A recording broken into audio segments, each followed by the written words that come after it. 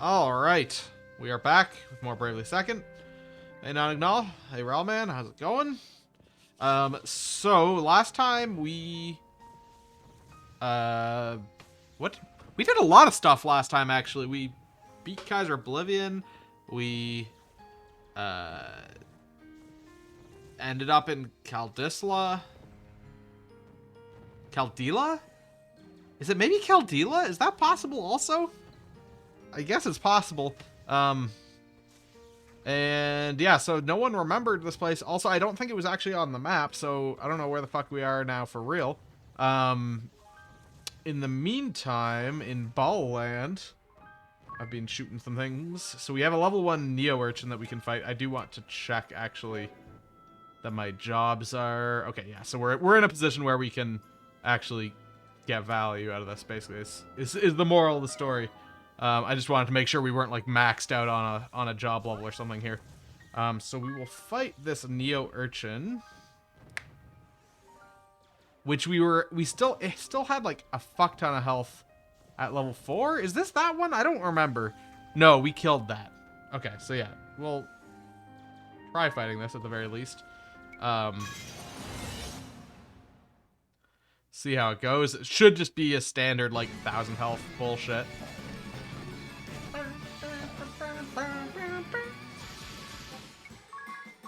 So, should likely just die with one of these attacks. Yes.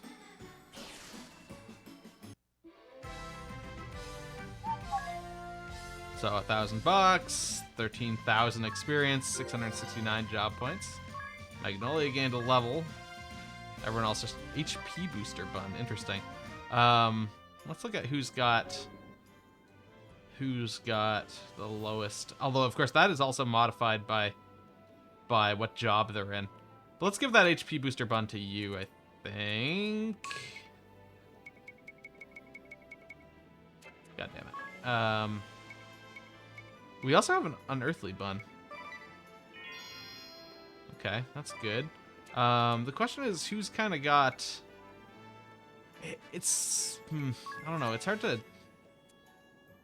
judge this stuff, like, because it's modified. I guess I could change everyone to like freelancer to get a general thing, Emily, but like it's I don't know, it's hard to judge whose stats are the worst here, because like right here, yeah, like it's too bad I can't see like an unmodified set of stats. Maybe I can see that somewhere. Special? No. Wait, hold on. Why does you... Wait, did I never set up his specials again after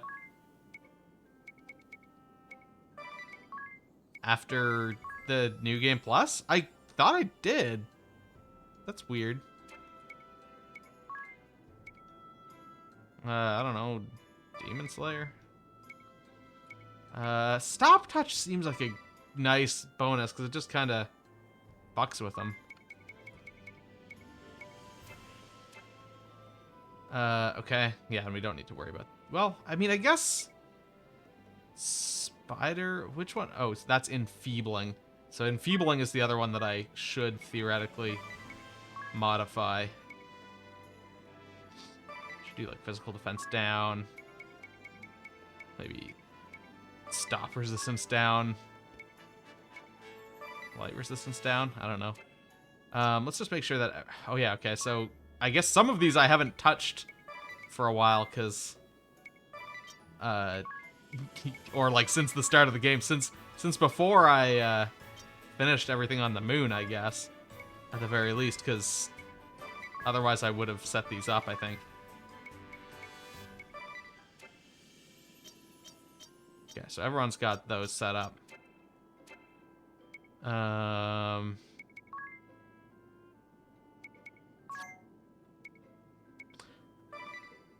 I should have done this, I guess, from the start.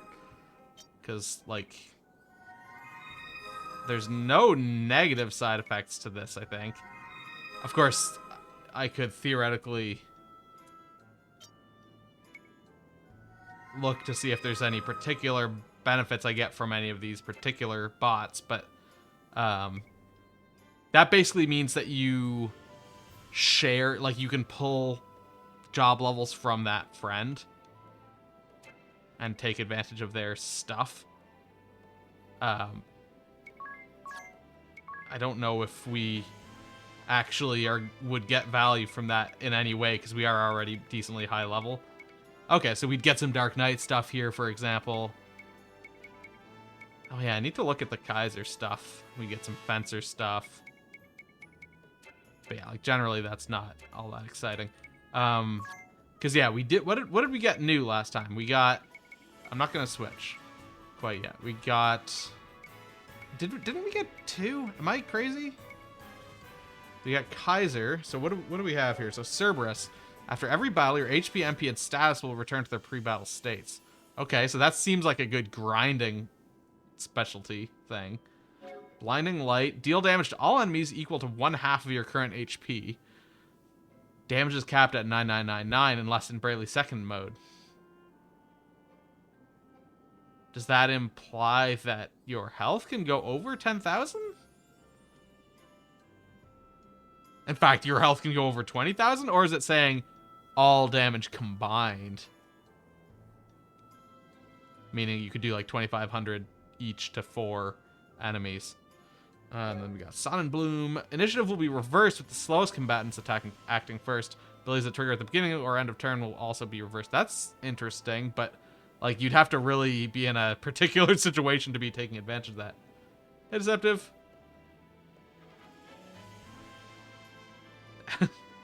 May your life be interesting. We got Centurion.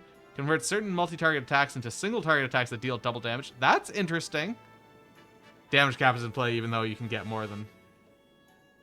Oh, okay, so moral of the story is yes, you can get more than 20,000 HP. That's insane that you can get that much HP. Because, I mean, I'm already, like, a decently high level, but I don't have... Got, like, what, 4,600? I guess if I got, like, a lot of those HP up buns from, like, fighting balls and stuff, I could get it that high. Yeah, the phrasing of it just seemed weird because I kind of assumed your health was capped at 10,000. Okay, so what does Centurion... Oh yeah, that was an interesting one. Spring Awakening. All combatants will be healed at the end of each turn, up to a maximum of 10,000 per party. Weird.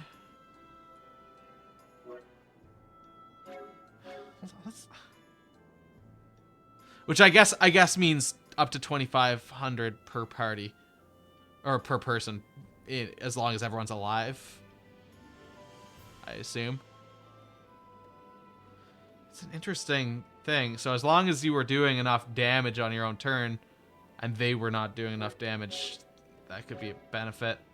Or if you were like, I don't know, did something to like nullify the healing on them. Westwind. Physical defense and magic defense values will be switched for all allies and enemies. Okay, so... Yeah, okay, I can theoretically... Like, these are very, very specific abilities. That's like... These are all things you would base your entire strategy around, I feel like. Like, you do some wacky bullshit like, oh, I know this enemy has a lot of... Can't be dispelled or countered, and they work on... Yeah, but they work on enemy and foe. Or at yourself and enemy. Both teams. Is, I assume, what you were trying to mean, not just enemy and enemy. Yeah, like all of these, you kind of have to think about. You have to devise your entire strategy around these things for them to be effective. I would think, in general. Winter Storm, nullify HP, MP, and BP recovery for all enemy and allies. Okay. Increase physical attack, magic attack for enemies and allies to 200%. Okay. Weird. Citadel. Once every 2 turns, all enemies and allies will lose 1 BP. Even if wielder is KO'd. Attach ball 3. Too many balls. Fuck. Cerberus. I'm trying to, like, tap on these things on the lower screen without looking at them. without looking at the screen, and it's like hard to tap these because they're fairly small, and I'm using my sausage fingers instead of a stylus. Too many balls. And yeah, so this is the specialty thing, and then Dawn of Odyssey. Once every 4 turns, all enemies and allies gain 1 BP. Like, this is the kind of one... This is one of the few where I feel like you wouldn't get fucked. You could potentially just use this without thinking too much about it. Like, 1 BP every 4 turns is, like, not the end of the world for most enemies, but, like, would be super nice for your entire team. So, okay, yeah, so these are interesting, but I don't know that I don't know. It's not, like, super exciting, but it's like I can see how that would be all useful stuff. Okay, so we were here in Kaldisla. We came out of the inn. Let's look around a little bit. You say that all of Kaldisla just went and disappeared for a time? Is that supposed to be a joke?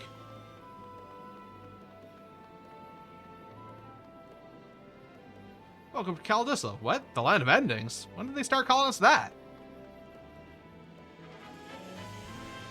Huh? You want the castle? It's right up there, atop the hill. You can hardly miss it. Oh, I remember you. You're the rather plain friend of that dashing fellow who used to come here.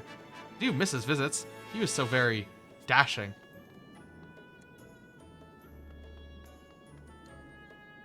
Everything seems a bit fuzzy. It's like living inside a fairy tale or some other fancy. When you hear Land of Endings, well, it's not very heartening, is it? Not in these hard times. Okay, let's go up this way first. There is a magic shop here. Are you not Tiz Aryer? Aryer? Why, you are one of Kaldisla's greatest heroes. Welcome home. Now, he got buried here, or he got a grave? I don't remember exactly what happened at the end of the game, but I remember there was a scene in the graveyard here. Oh, is this his brother's grave? That's what it was, I think. Yeah. It belongs to my little brother, Till. I'm sorry, sir. I didn't know. Oh yeah, because he like buried his brother and then he like passed out or whatever and was like unconscious. I lost him to the Great Chasm. On that day, life as I knew it ended. I tried to hold on to him, but he wouldn't take my hand. He didn't want to drag me down. If only we had realized sooner. If only we had known that... Enough, Tiz. Don't. Sorry.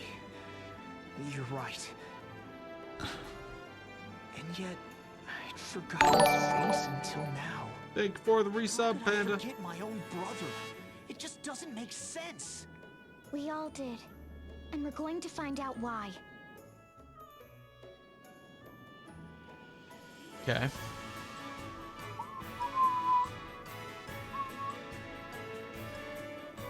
Captain Owen, our nation's hero, forever at rest now.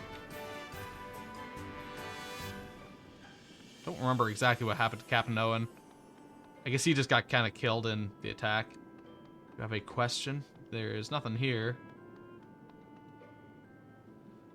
We've talked to you. Let's go check out the magic shop. Every day gets wilder and wilder and you get less and less sleep.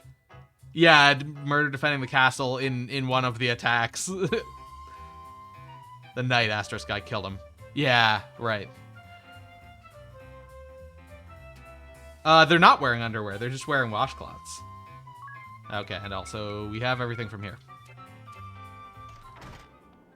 They're wearing towels, not underwear. Oh, Tiz, you've come back to us. The medical prowess of the duchy truly is amazing. I'm assuming there's nothing exciting at the item shop.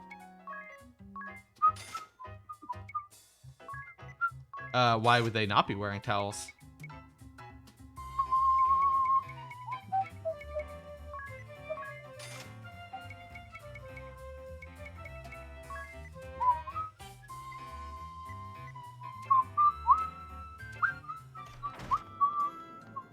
Alright, anything exciting in the weapon and armor shop? Okay, so, oh, I think...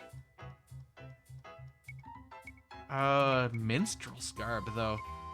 But otherwise, I think these three are... Interesting that we can buy Vestal... In fact... No, I think all of these were. Yeah, these are all the, like, original costumes that you could buy in the first game. So I guess the Onion Knight Garb would be for Tiz. Knight's Tunic would still be for Idia. Vestal Garb, I guess, would be for Magnolia in this game. Minstrel's Garb for, you?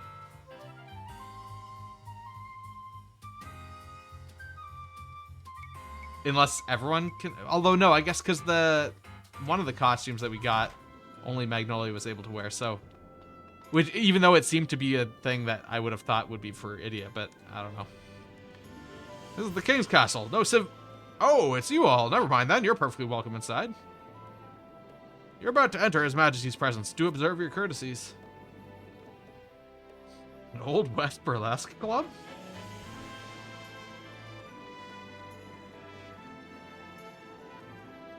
It's so dangerous outside that it's not even funny. Be careful.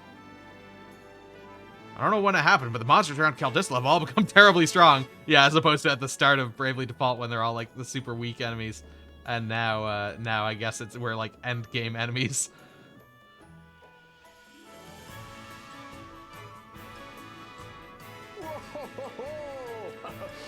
If it isn't young Tiz, hero of Caldistola. Music seems too loud here, or this guy isn't loud enough. It's been too long, Your Highness. That it has. It's the music. 2 whole years since you collapsed and were whisked off to Eternia. We worried about you, lad. It is good to see you back among us. This calls for a celebration.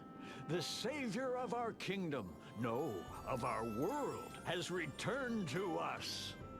3 cheers for Tiz! Huzzah! Huzzah! Huzzah! Deleted WhatsApp Long now live that the they're like king! Long feeding all live your our information to savior! Facebook.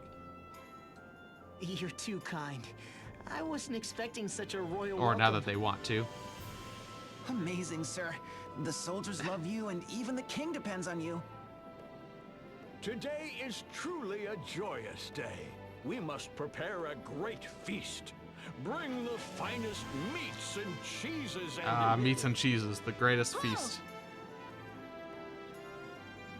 Tiz! Idia! Egil! I hardly even recognized you. Junior Captain Egil, do you have something to report? You bet I do! I mean, forgive me, Your Highness. I come bearing urgent news. Let us hear it, my boy. There have been sightings of a great beast at Lantano Villa to the north, sire. What's that you say? Sam doesn't want to switch, or beast. Sam is forcing a switch? I mean, the youth brigade would be honored to investigate for our king. We request permission to set out at once. WhatsApp is like a messaging service. And Wait, Signal is Your too. Highness. But WhatsApp is owned by Facebook. You object to this, Tiz? We'll go investigate the rumors. Listen, Egil. The captain of the guard doesn't go looking for foes to conquer. It's not his job to rack up heroic deeds. His job is to keep his men in order, that they can protect the king and the people. But... Yes, our Captain Owen, may his soul rest in peace, was just as you say. He fought against his own urges to seek battle and glory, that he might better protect the castle and his countrymen. Junior Captain Egil, leave this task to Tiz.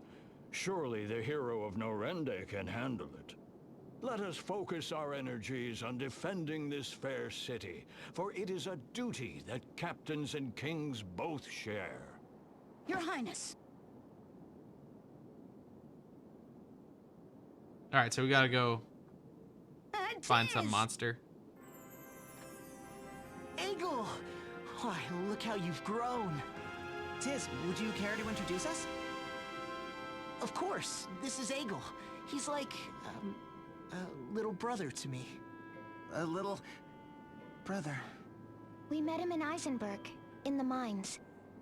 Oh, that's right. was- I forgot well, who this little shit was There exactly. were a lot of things. Long story short, We ended up bringing him to live here in Kaldisla. And now you're junior captain of the guards. You must have worked hard the past 2 years. That's quite the accomplishment. I'm Yu Geniolja. Yu's a captain of sorts, too. He leads the Crystal Guard's own 3 Cavaliers. The leader of the 3 Cavaliers? That's amazing! You must be like the best of the best! So, why are you hanging out with someone Hey, like shots Tizio? fired, Tiz. As smart-mouthed as ever, I see. Yu's a good friend of ours. I guess you could say he's like a slightly older, younger brother. He's the middleest brother. Tiz, is anyone not like a brother to you? Junior Captain, the city garrison needs to be put through its paces. Yes, sir! I'm on my way! Good luck to you, Junior Captain. Thanks. You guys take care too, okay? Well, I guess that cinches it. Let's go look into that monster. Lontano Villa lies up to the north. I'll mark our map. We have to get to the bottom of this. Is Lontano Village the first place we went in Bravely Default? I'm trying to figure out if it's taking us in reverse order or if this is the same starting first chapter order. I guess we'll see based on the map because it was like closest place to furthest.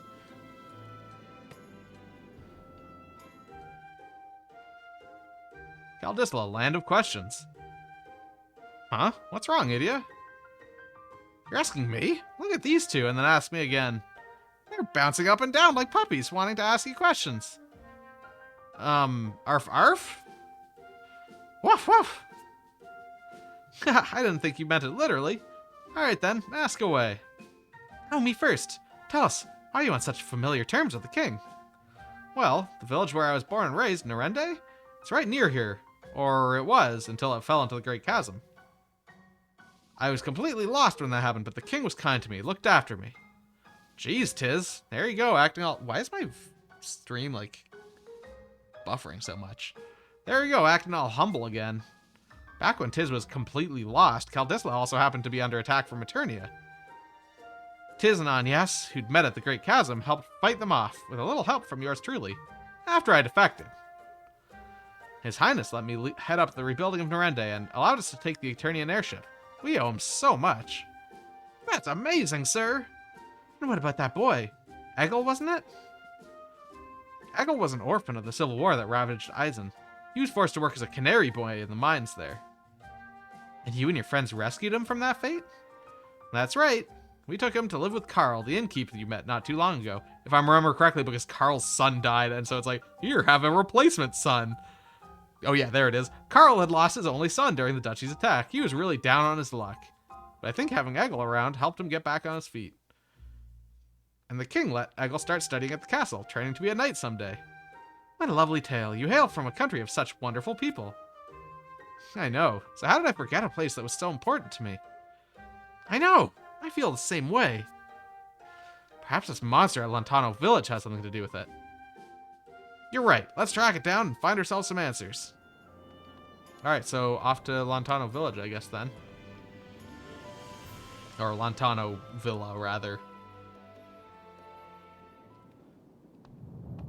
Off to Lontanamo Bay. It's the Rub-a-Dub! Finally! Splish splash, it's time for a bath!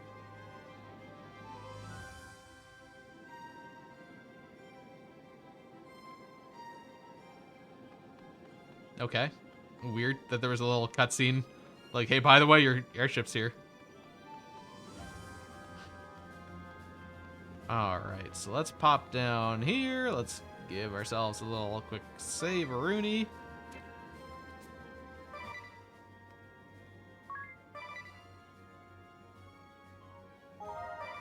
Okay, and then let's head outside.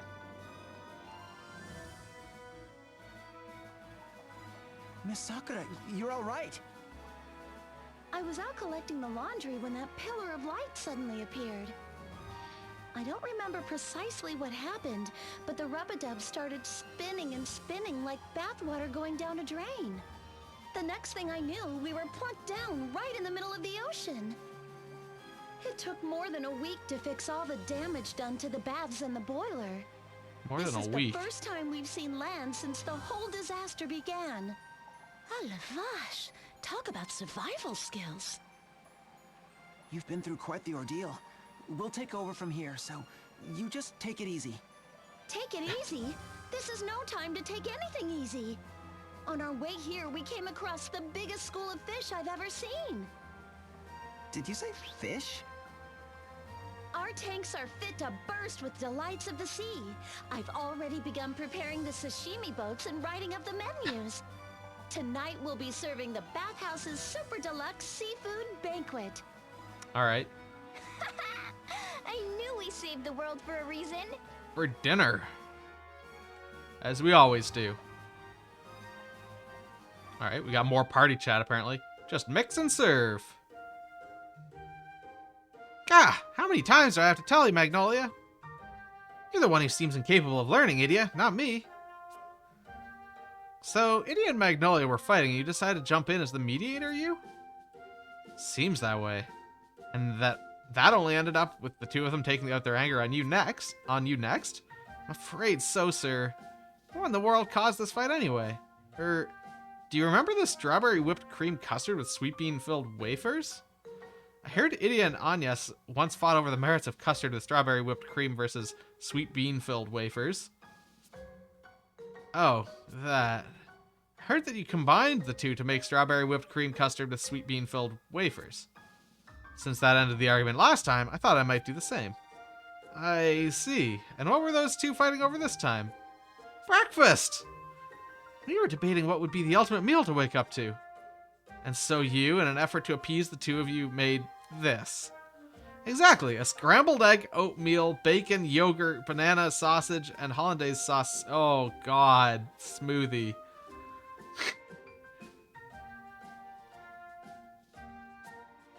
I think I'd be mad too.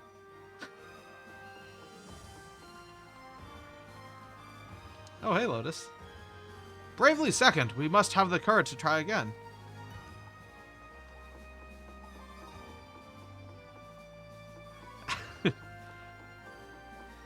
I mean, and not only the combination of flavors, but also the textural result that you would have from that as a smoothie.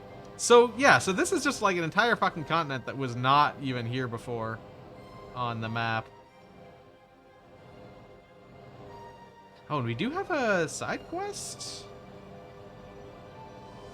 Hold on. Oh, okay, yeah. So look at this. Hold on. Before we get to our side quest. So yeah, Lontano. So this is Caldisla. I think this is Narende Ravine. This is, I don't remember, but this is like in the first game. I believe we went from Caldisla to Narende Ravine to this place, and then up here, and this was where we got our airship.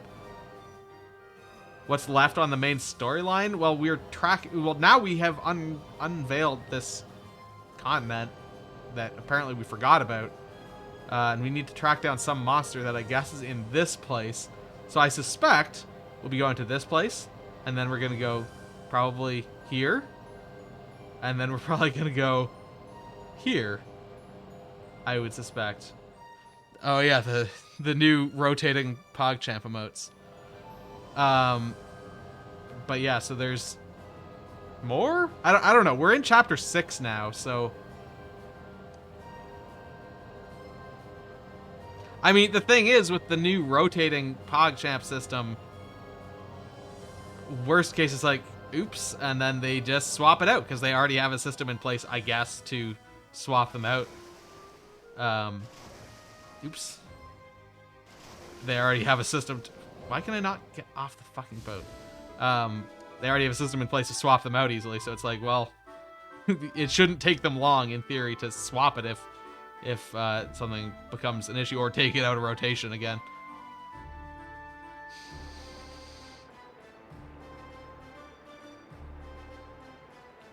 Alright, so we got a party chat here. The Crypt in the Sanctum. Good as gravy feeling. Gulp. What's the matter, you?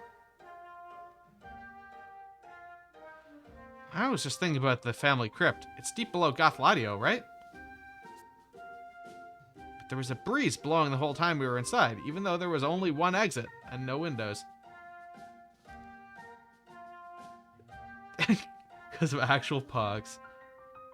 But I mean, I assume they're just going to go with partners, because, like, those are people who actually have contracts signed with Twitch. I mean, they could theoretically do affiliates too, because of the same thing, but there is, in theory, closer eyes on Twitch partners anyway. But there was a breeze blowing the whole time we were inside, even though there was only one exit and no windows. He thought it was the breath, the cries of the dead. Right, it seems strange, so I asked Alfred about it, and he said there might be a passage. A passage? Yes, running from the deepest part of the mausoleum right to the sanctum. What? You mean we could have taken a shortcut? It was a real slog getting down there. Makes sense now that I think about it. Lord Founder was such a key figure in the Orthodoxy, even after his death. They probably dug out a tunnel when they built the mausoleum. Right, that way the church bigwigs could go pay their respects to the great man whenever they wanted to. Wish we'd known about this before we made our epic journey into the depths. Tell me about it. Still, no harm, no foul, right? We made it through in one piece. I mean, there's no reason for them to keep it to just the FGC community, though. But it's not literally random. They're still picking the emotes. They're picking the emotes and then cycling through that system. Still no harm, no foul, right? We made it through in one piece. Just don't ask me to do it again. What do you mean? Now that we know about the passage, why not go again? We're adventurers, aren't we? Actually, I'd rather we didn't go blundering around the family crypts any more than we have to.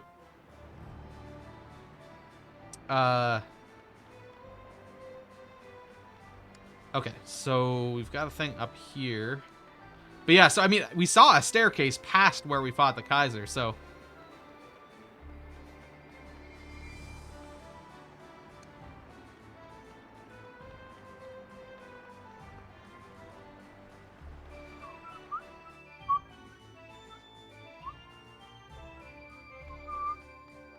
Oh yeah, okay, and here's the door, presumably.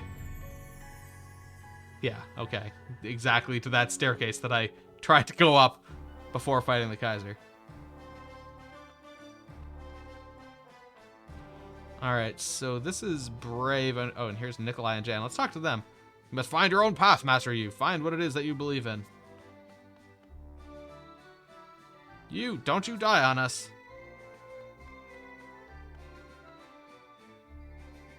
The Orthodoxy may look pretty loaded, but it turns out they're pretty strapped for cash. They still haven't fixed half the damage on the Sanctum.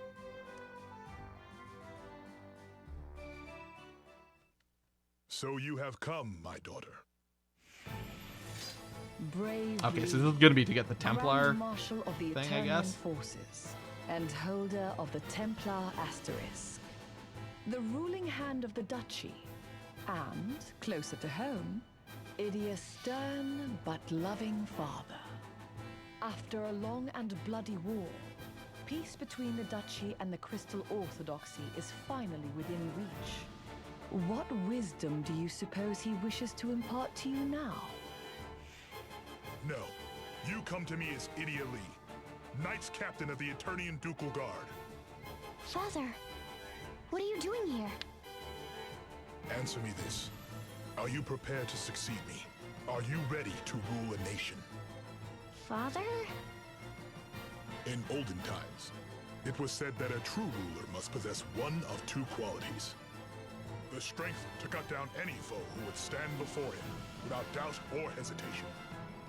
Or the resolve to defend the multitudes who would cling to him for protection without letting any come to harm. And yet, in many ways, these two powers, these two innate abilities, are opposites of one another. So you're asking me if I had to choose one? Just so. Now, I ask you once more, are you truly prepared to take my place, to rule a nation? Do I have the will to rule? Yes, I do, Father. Well said.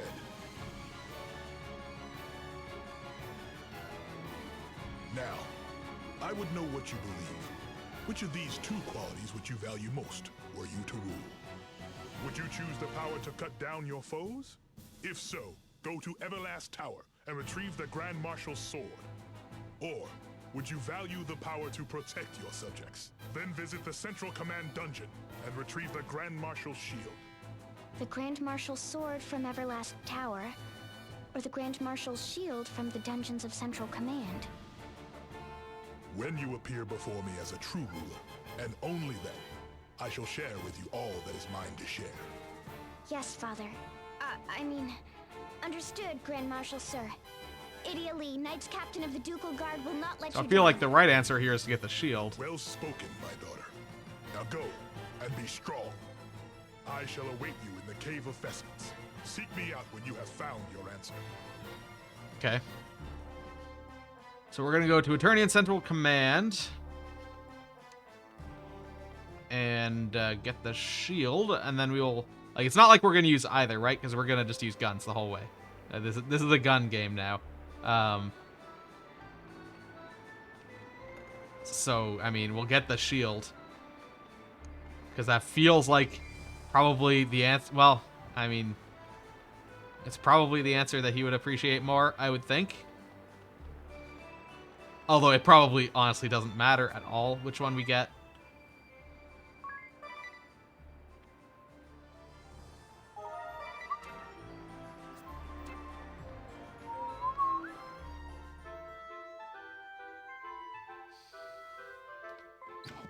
All right.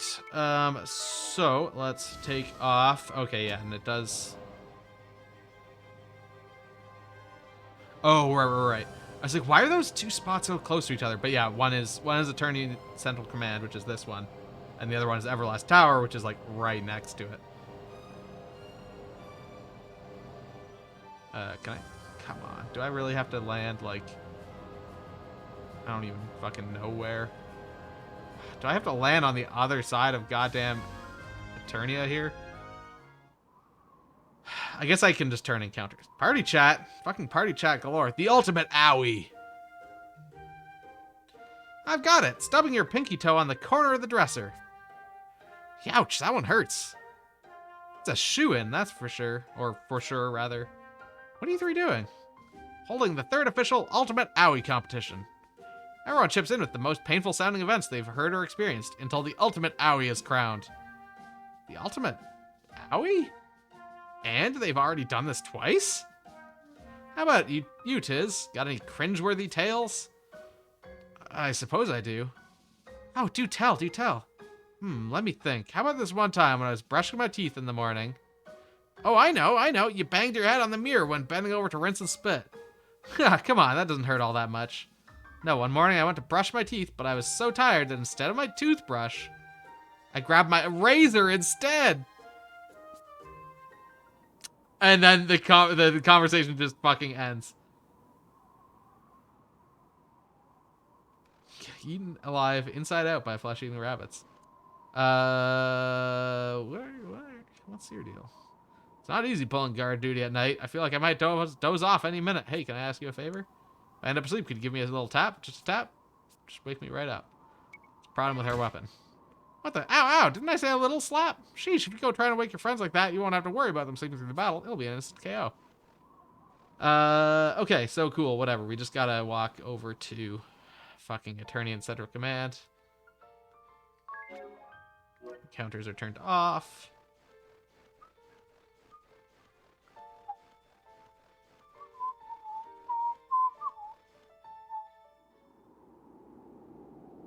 Okay, recommended level is 56 to 60, and we're 75, okay. I think we can probably just leave encounters turned off. I don't think we need to worry about leveling up or anything. I guess we can yip with the fox here. See what's up. Here you go. I don't know if we've seen this one before or not. Heavy. Ta-da! Shield grilled cave scallop, ducal guard style. Oh, nice. These are the scallops you collected earlier, right? Fresh scallops are the best. And I love the miso butter sauce. The bed of green onions and bean sprouts really works too. The juice from the scallops soaks into the greens, turning them into a refreshing seafood salad.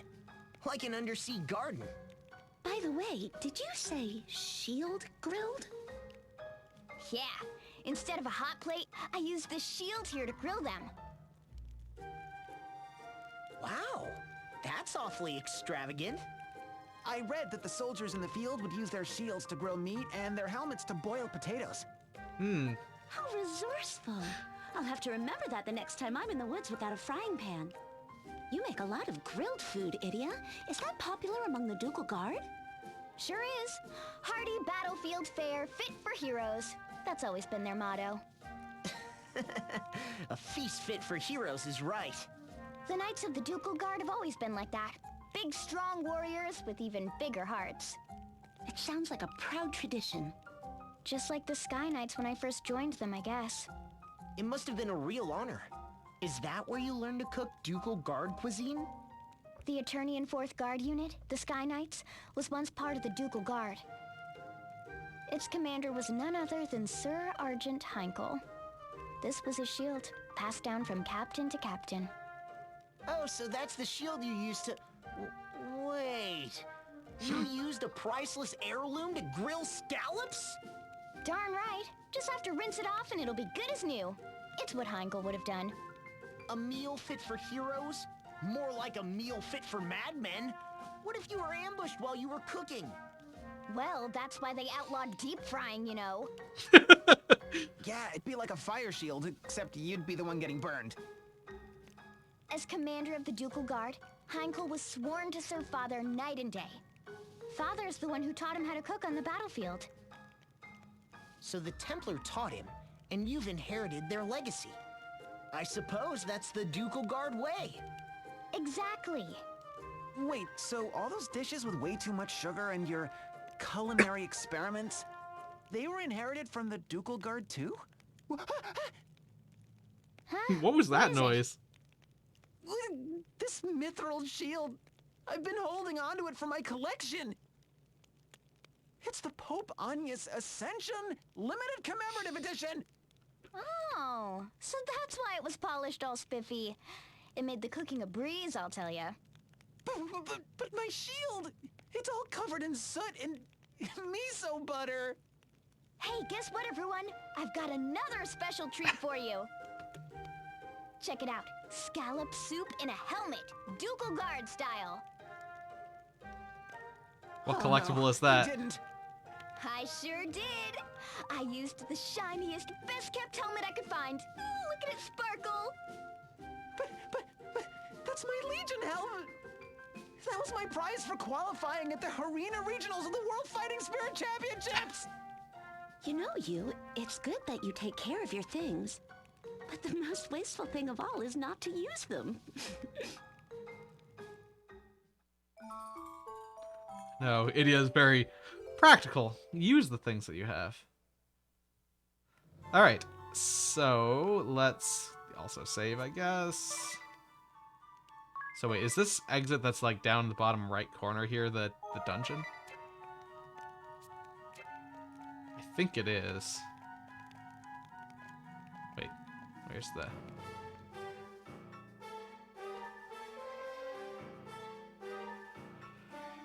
No, that's the path up to...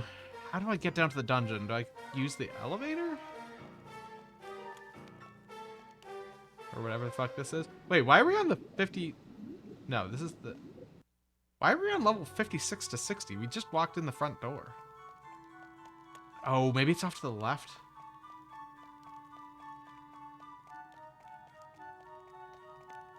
There's a down staircase here.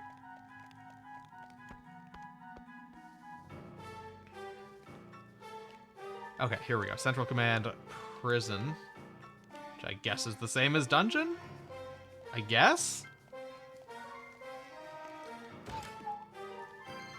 Got Ether, which is overflowing, so we We'll just toss that. And we got a Phoenix down, which we just tossed.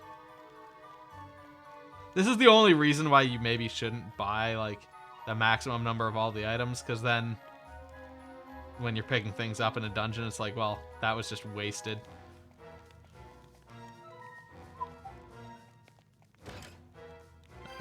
Got some Hermes sandals. Wait, how did I miss this path over here to this treasure chest? 5,000 bucks.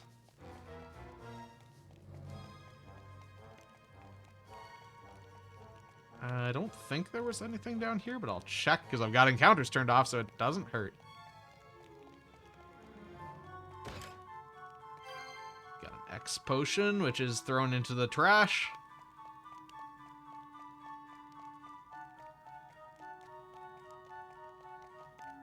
Down into the depths even further. Oh, never mind. I was like, why are we on level 56 to 60? That wasn't...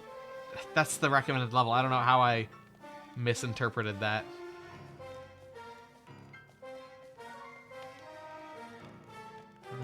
Any goodies? So we got a goodie here. If I'm remembering correctly from the first game, there should be, yeah, a secret path here that will take us into one of these. The other one might be accessed from the other side. I'm not 100% certain.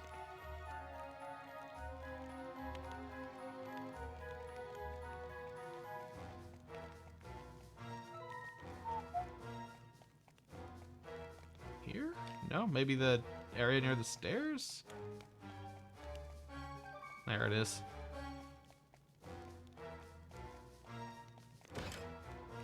Okay, got some power bracers.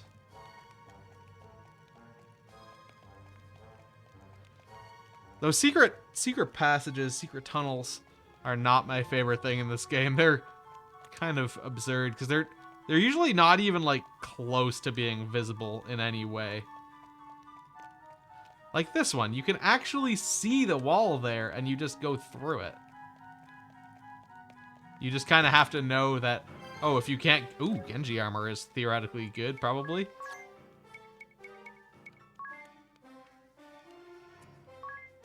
For someone who had that type of armor as their ideal type. But yeah, you kind of just have to know that, like, oh, I can't get into that room, so I better start, like, bumping up against all the walls.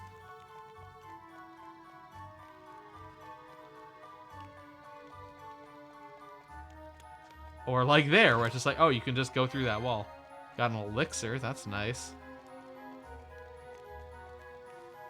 I wonder if that one is accessed from below or if it's accessed from up here. Huh. Okay, we got the Grand Marshal's shield, though. It was just kind of sitting there. Shield Council. This is it, the Grand Marshal's shield. It certainly looks stout enough to defend against anything, but... I know. The task gave me was too simple. There must be more to it than just finding this. Perhaps you should ask someone for counsel. About the shield, I mean. Well, if you want to talk shields, who better than Commander Goodman? Right, I was thinking of asking Commander Goodman's advice either way. You're thinking you also want to get fresh ideas from someone less obvious. Exactly. Come on, guys. Help me think outside the box. Let's see. You could look for someone who spends a lot of time protecting things, like traditions, for example. Someone who protects tradition? Traditions, customs, a defender of the precepts of the past. All this thing is making my head hurt. Instead of standing here giving ourselves headaches, let's visit Commander Goodman first. That sounds like... Okay, so we're going to go to Commander Goodman to see if he's got any ideas about something. Just thoughts. I'm guessing, though, that we get to that treasure chest from down here. Either by literally just walking through that wall, or maybe through the side. There it is. Commander Goodman versus bad guy. Captain bad guy. Yeah, I mean, it was practically like that in the first game. I don't remember who the particular bad guy was. I mean, it was Kami Azumi, I guess, was leading like that group on the other side. But I think they had someone who was practically called Captain Bad Guy in the first one. Like, this game is very on the nose with its character names.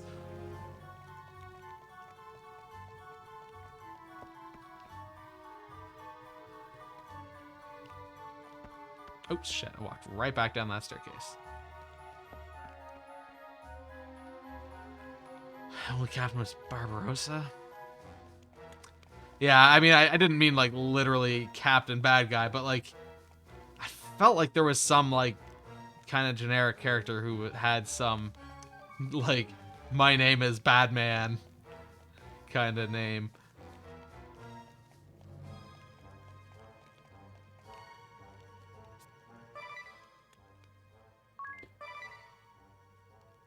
I don't remember what the poisoner guy's name was.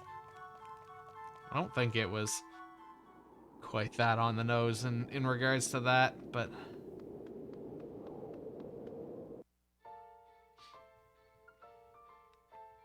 all right. Kata, yeah, no, that wouldn't have been it.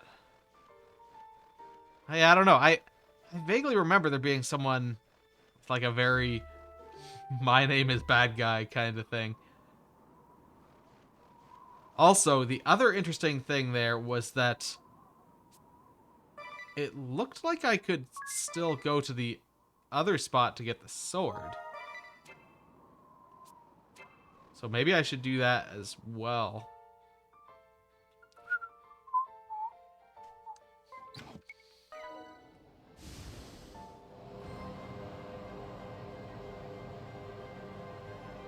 I think this is also Everlast Tower here. Yeah.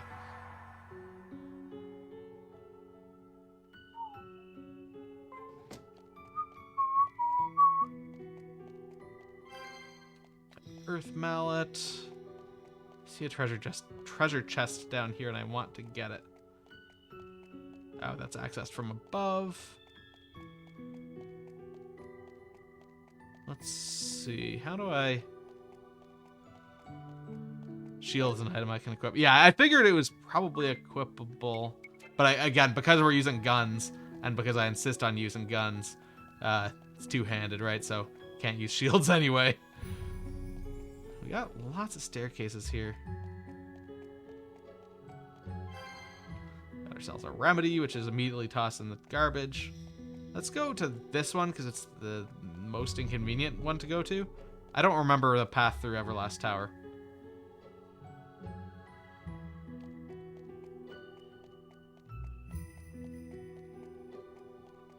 Check for secret passages.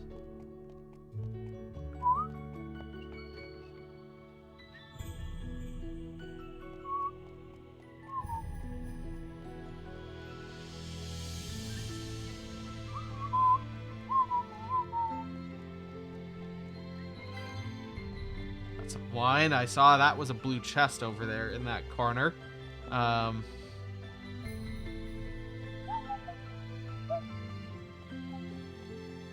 Okay, so that is where I need to get to. Oh, good. This was actually the right way, I guess.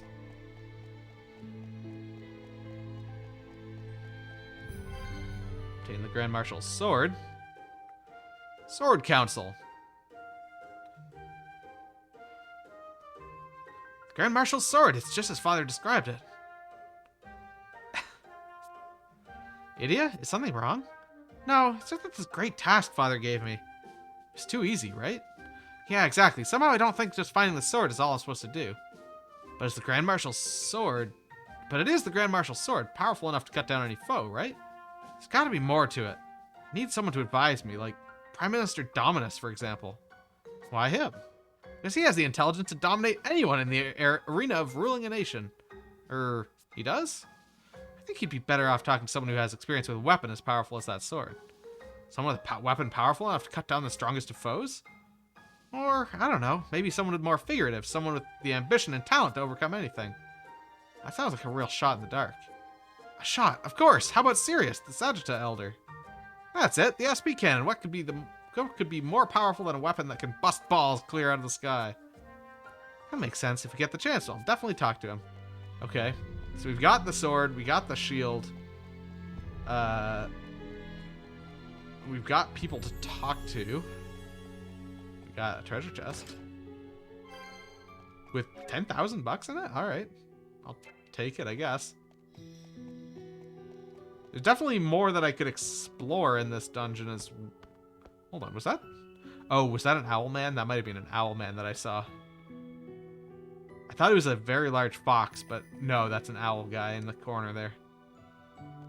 Huh. I might go and get that. Assuming that we kind of stay in each quadrant, that means I should go in the top right staircase.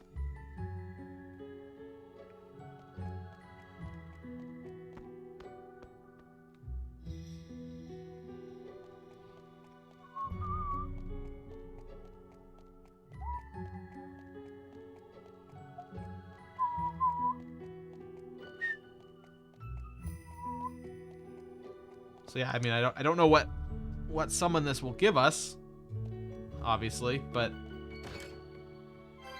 got a stopwatch. Oh, is this just a dead end, like right here? All right, cool. Looks like I need to go up the middle staircase.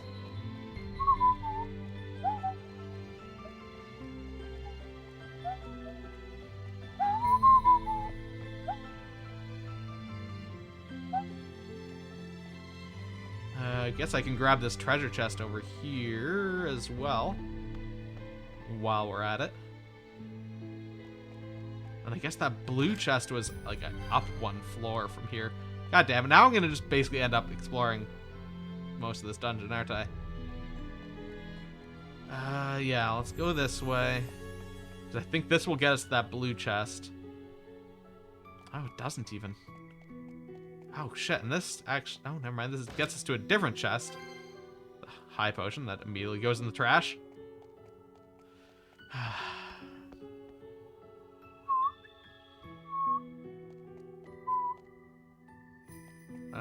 So we gotta go up this other staircase.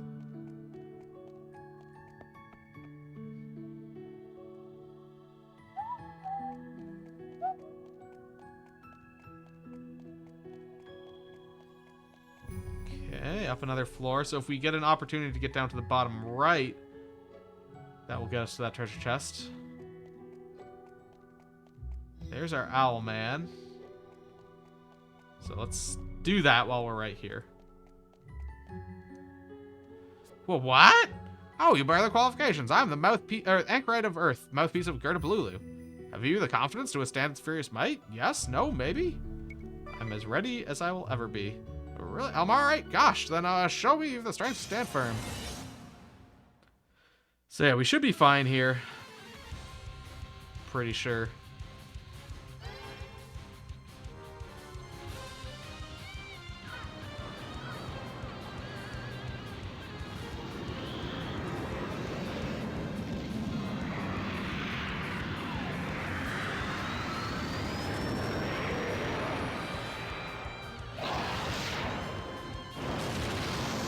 That was nothing. Splendid! Alright, so now we can summon Gerda Blulu. So that's nice, I guess. Get some Monoceros flakes.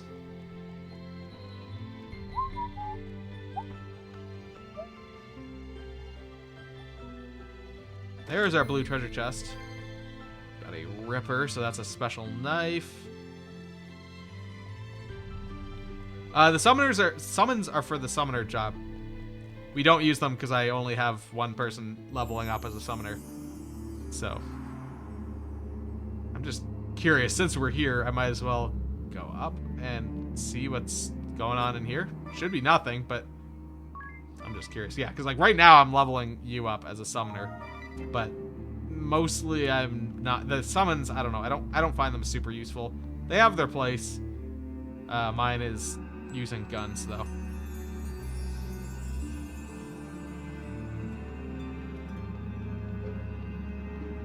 Spicy nutty goodness. Or about Hestu's golden poop.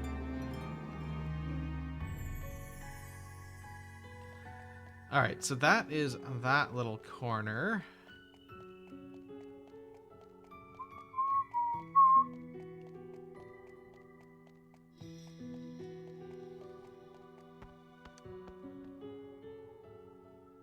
Is there... Okay, so there is still at least one more treasure chest there for me to get. I go up that top left corner, I guess.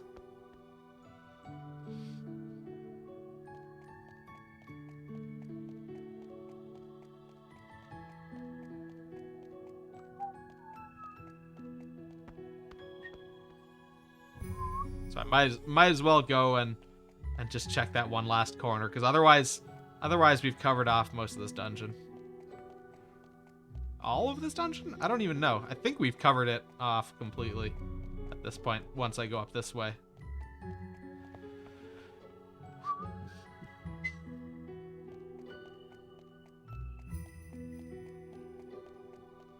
How do I... Oh, interesting. I go through the window. Alright, got a giant axe.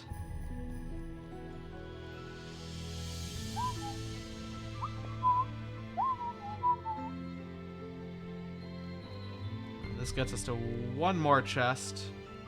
There's nothing down. Oh, there's a fox in here.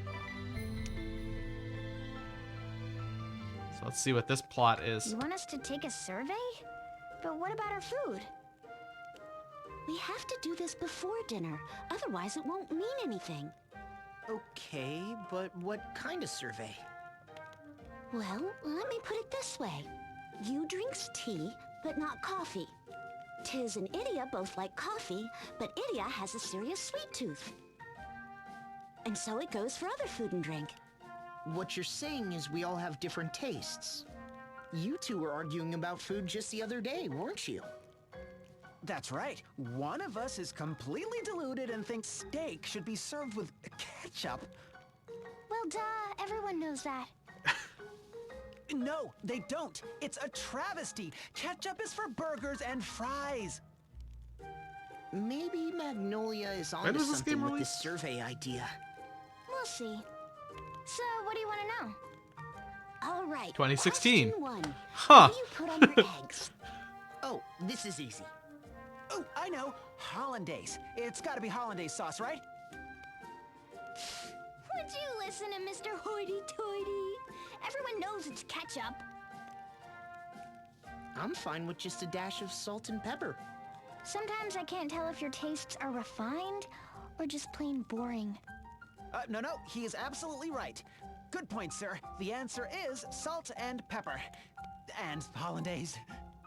Moving along. Next question. Fried oysters. What do you put on Salsa your on eggs is good. Well, seafood, tartar sauce. End of story. Or like hot sauce. You can't just lump all seafood together. The right answer is ketchup. And you, Tiz? Let me guess. Salt again? Oh no, soy sauce for oysters, definitely. Soy sauce? Ugh, where'd that come from? That's how Anya's taught me to eat them way back when. I admit, I thought it was kind of weird at the time.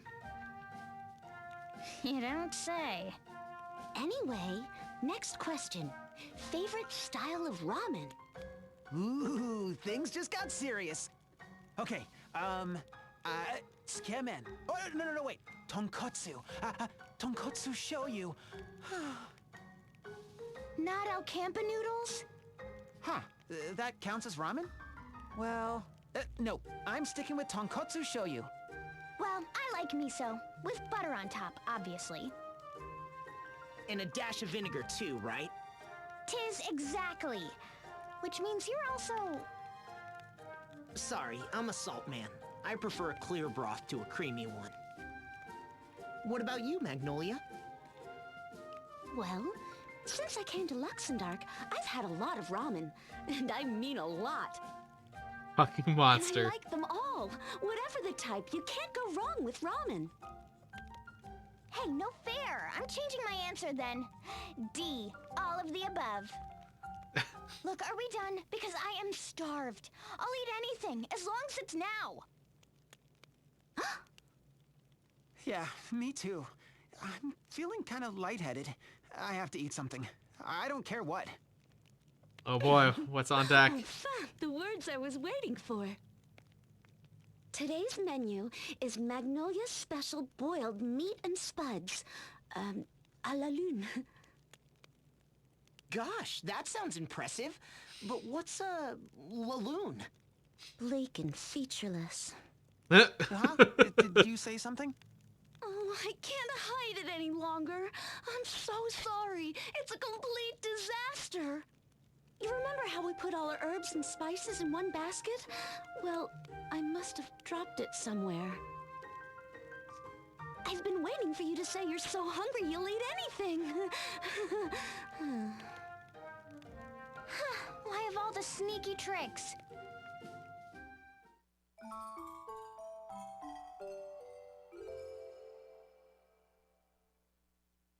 I think they've done a decent job of showing everyone is capable of cooking in this game, although situations like this where they have like lost their seasoning or some like absurd seasoning is pretty common.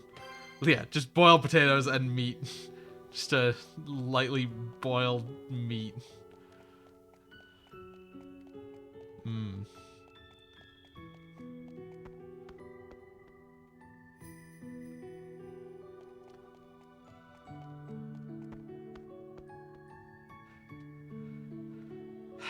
The only thing there, of course, is like, if you're boiling water, surely you can cook the meat over the heat in some other way. Yeah, that is true. Most of the dialogue is food related. That does seem to be the like primary motivating factor of the characters. All right, so let's go talk to. Wait, so yeah, in both cases, they told us about talking to Commander Goodman and to the guy in Sagita Village, but there's no markers on our map, so I am curious. Oh wait, shit, this isn't where Commander Goodman is.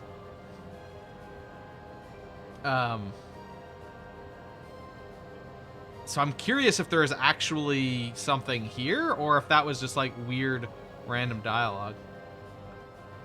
But yeah, Commander Goodman should be here, I think.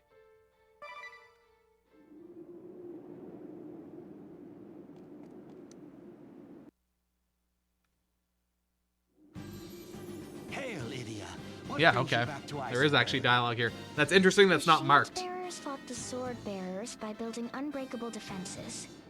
So, is it better to rule a nation by the shield? In these past few years, you've faced a coup d'etat, civil war, and relentless attacks by the Empire. And yet, under your command, the shield bearers held strong and repelled every threat. Commander Goodman, I would hear from you how a ruler might best defend his nation. A weighty question indeed. I take it you're preparing to follow in your father's footsteps. Very well. Compared to the Duchy of Eternia, ours is a humble nation, but I will offer what advice I can. The defense of a country relies solely on the soundness and strength of its shield. No matter how many times it is struck, no matter how powerful the blows that rain down, it must not bend or buckle. It must absorb all harm so that no injury, no pain befalls the bearer. Now, this is how I built our shield. First, I drew a sharp line between the soldiery and citizenry. It is the former's duty to defend the latter. I saw to it that my men were provided with the strongest armor and stoutest shields, enough to protect them completely. So equipped, they could absorb every attack for as long as it took to exhaust our foes and sap them of the will to fight. This was the doctrine of the shield bearers, and now that of the Eisenberg army. Of course, some argue that our approach is too rigid, too simplistic. Why not put greater focus on offensive power or mobility? Yeah, whereas the Sagita guy's gonna say, oh, just blast him out of the sky and you don't need any defenses or whatever. Were we to divert more of our forces to the offensive, we could weaken the enemy's assault, relieving the burden of defense. But doing so would thin our defensive line, and might even afford the enemy a way to break through. We have one duty, and one alone, to protect the citizens of Eisenberg. An approach that would put them at risk, even were it to improve our efficiency, is not an approach I am willing to take. And even with the nation united, You will continue to mold the Eisenberg army into a defensive force?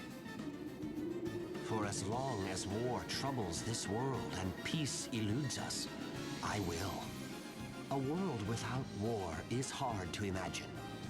I think we will always have need of a strong defense. It is my sworn duty to protect the people. I, for one, shall never lay down my shield. So should I choose the shield? Yeah, Commander Goodman's a weird character because they kind of treated him like he was a major character in the first game, and even to a certain extent in this game as well. But like, he was important for such a minor amount of time. Like, he was just in charge of this army basically defending the bridge in the first game. Like, you didn't really have to deal with him that much. It's weird. They treated him like he was a major character who, like, you had to encounter a lot and wow so much. Like, but I don't know. He just didn't ever really feel like a main character to me. Also, wait, was there a pig there? That I could just teleport? Yeah, and he looks super generic. Oh, no, there isn't a pig here. Never mind. Fuck.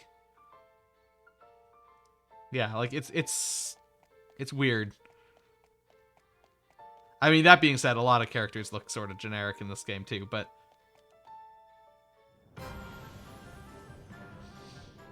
Is there something happening in Eisen here? Oh, it's still the festival. But yeah, more importantly, there's the pig here, which we can use to go to Sagitta Village.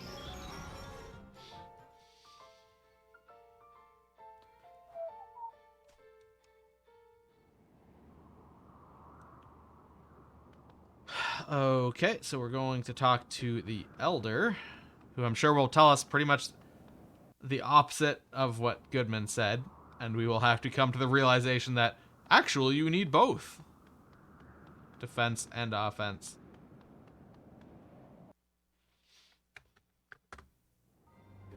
They also mentioned Dominus, so I might go talk to him as well if we can. What brings you back to the home of the Sagitta? The SP cannon has the power to annihilate any foe. If a strong sword is truly needed to rule a people, the Sagitta would know.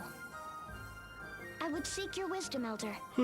And I would hope that I have the wisdom you seek, my child. You have in your village a super weapon capable of blasting balls clear out of the sky. Yes, I suppose we do. Well, I was just wondering, do you think you could still lead your people without that power? So you would follow in your father's illustrious footsteps, Idia Lee. I am a humble elder of a sleepy hamlet in the clouds. I fear my advice would have little value to one who would rule a great nation. But I will answer you.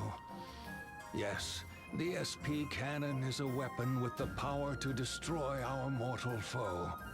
Such power might seem excessive and unbefitting our small mountain village. And yet there are Baals everywhere, and they threaten not just our people, but all who live in this world. Left unchecked, these fiends would destroy humanity, and we have the power to stop them. Whether this power is essential to govern my people, I cannot say. But it is a power that I would be a fool to relinquish. But what if someone tried to use this great power for evil? What then? This is, of course, a danger. Why, even used in good faith, an artifact of such power can have unforeseen and terrible consequences. But if we rejected this power out of fear, then what would happen to this world? Our foes would still be there, and who would hold them in check? When confronted with an unrelenting foe, what responsible leader would not take weapon in hand and destroy them? Your mind hears my words, yet your heart remains unconvinced. No, it's not that. It's just... It is all right, child. It is good to doubt. The question of how best to rule a nation is one with no easy answer. Maybe the sword is the answer. How could we ever know? Let's go talk to Dominus, see if he has anything as well, since they also brought him up. Did they bring someone else up for the shield? I feel like they might have, and then No, I guess they kind of... Yeah. I think they just were more generic about that one, like, oh, maybe someone who knows how to defend real good. Oops, this isn't where I'm meant to go. But yeah, let's go to Ansheim. I'm just curious. I'm curious to see how much extra dialogue there is here.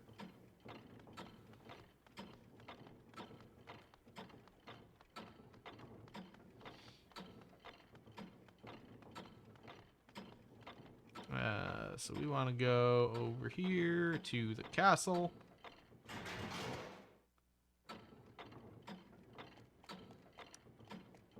And this should be Dominus, right? Yeah, so there is dialogue here as well. Ah, Idia.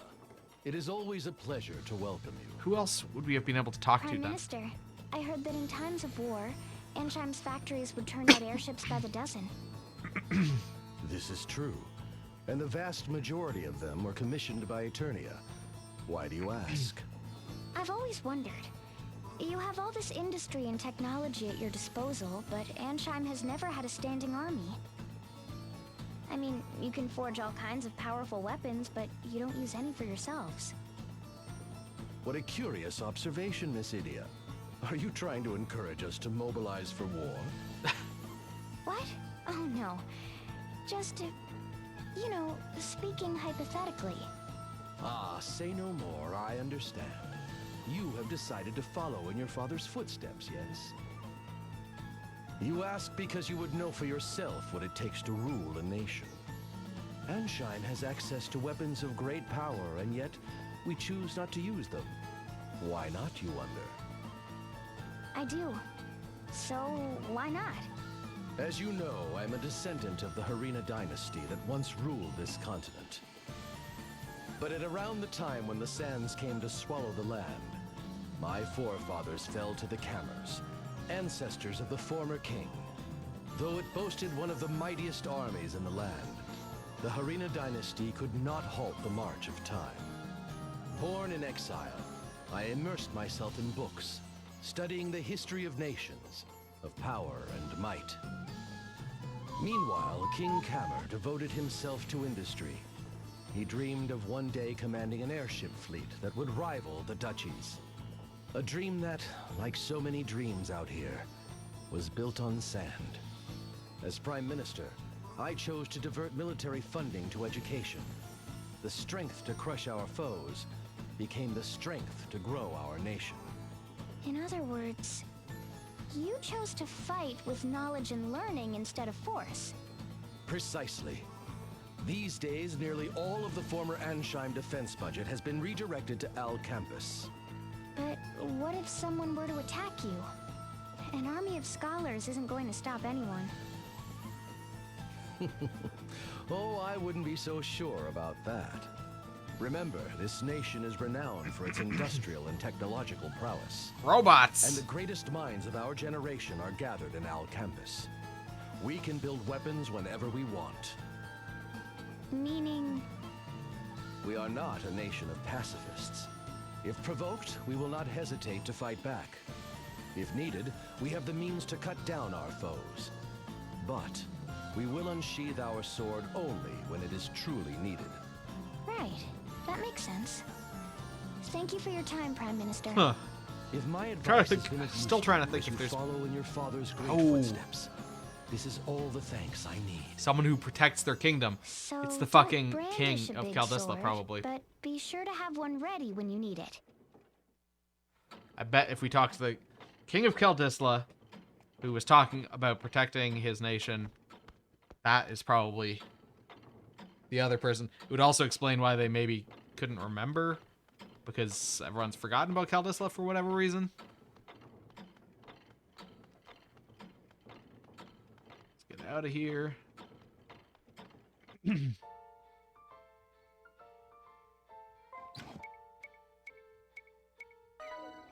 Now, where are we exactly?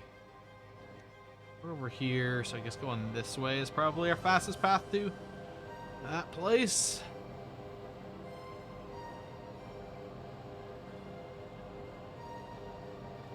Alright.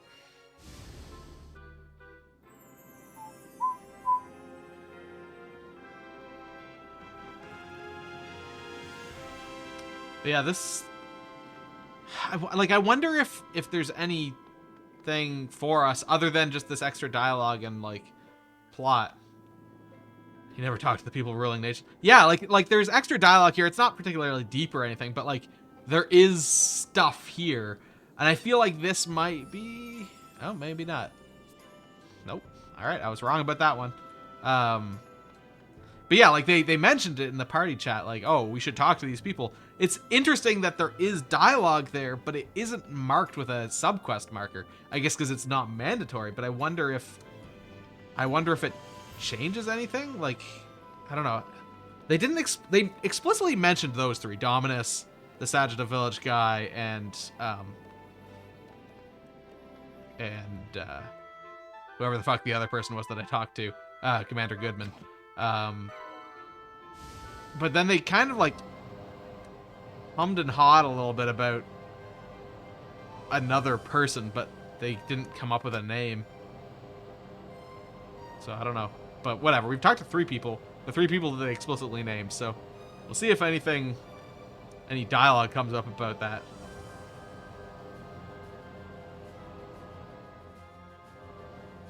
Just trying to think. So Eternia, I mean, Templar Brave is the leader of them, right? So we're gonna go talk to him now. Eisen, we talked to that guy. We talked to the other person would be the matriarch here. But we did talk to the Sagita Village guy, who kind of another one could be the guy in Unohana, but I don't know. It seems unlikely. I don't even think we'll get anything here. I suspect it's just those three people with dialogue. But I was just thinking of, like, all the major leaders on each of the continents there, and we've basically talked to everyone. My children, I'm sorry. Okay, yeah. Sylvia's comms crystal, which had run out of control. You need not worry about that. Yeah, okay. So I suspect those are the only three extra pieces of dialogue that we had available to us anyway. Is there someone up here? Oh, there's a couple people.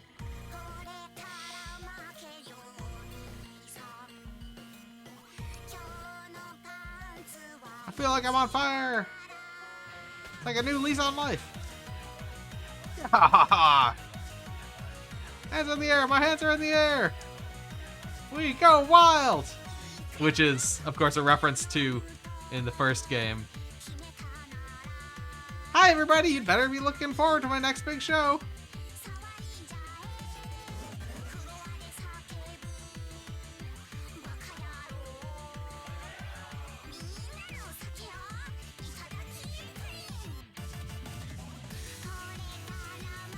Alright, that's enough of that.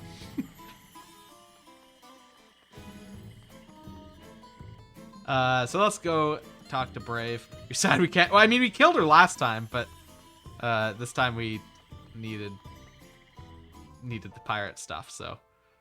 I guess we didn't kill him either, technically, so that's disappointing, too. Not with that attitude, you can't.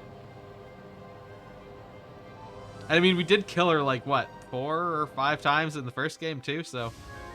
Oh, well, so we can land here? Ah, this would have been nicer than landing over at the other place to go to Chompshire. She should die always and forever. Alright. Let's save.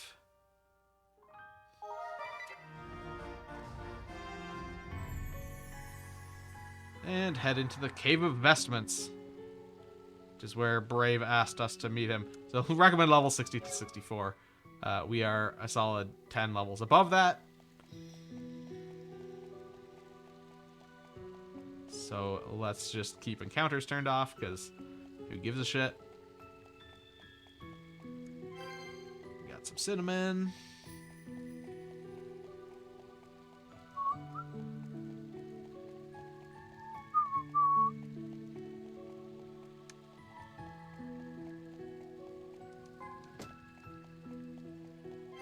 Got some dried remora.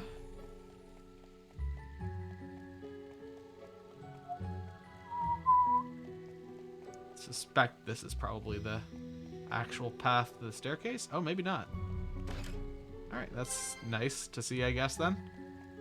Wait, do I still have Dungeon Master equipped on someone?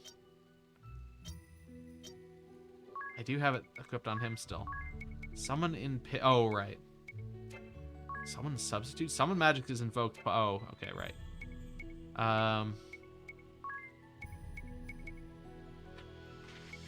Oh, I had learning before, but like, given that we have encounters turned off, who gives a shit? Precognition. Oh, magic defense up. Triple wheel, damage dispersion. Waste not. Chance that using an item will not consume it.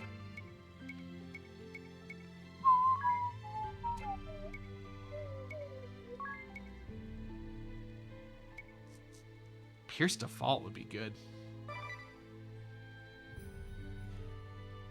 Also, Templar.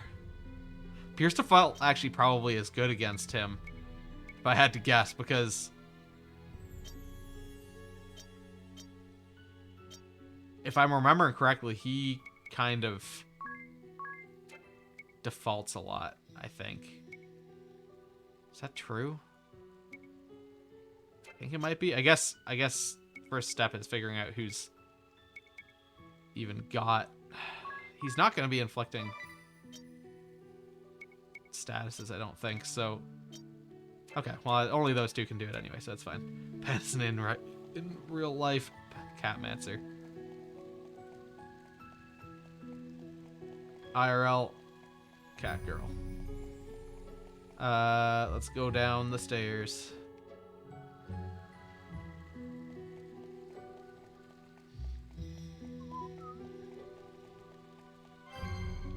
Some of them mushrooms. I guess they're like the re-raised mushrooms. And then we got a treasure chest with garbage.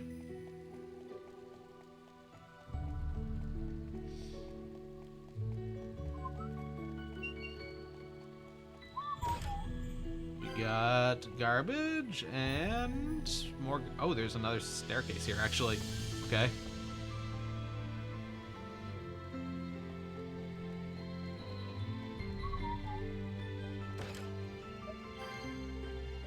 Fail not. But otherwise, this is a dead end. Just for that treasure chest. That's interesting.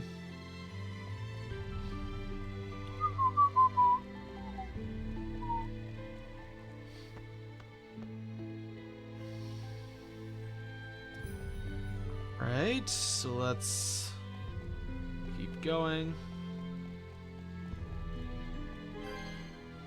More garbage that we already have lots of.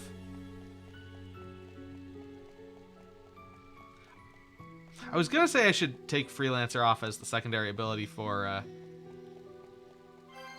you, but I do actually use halvesies frequently, so maybe it doesn't make so much sense. Holy Lance.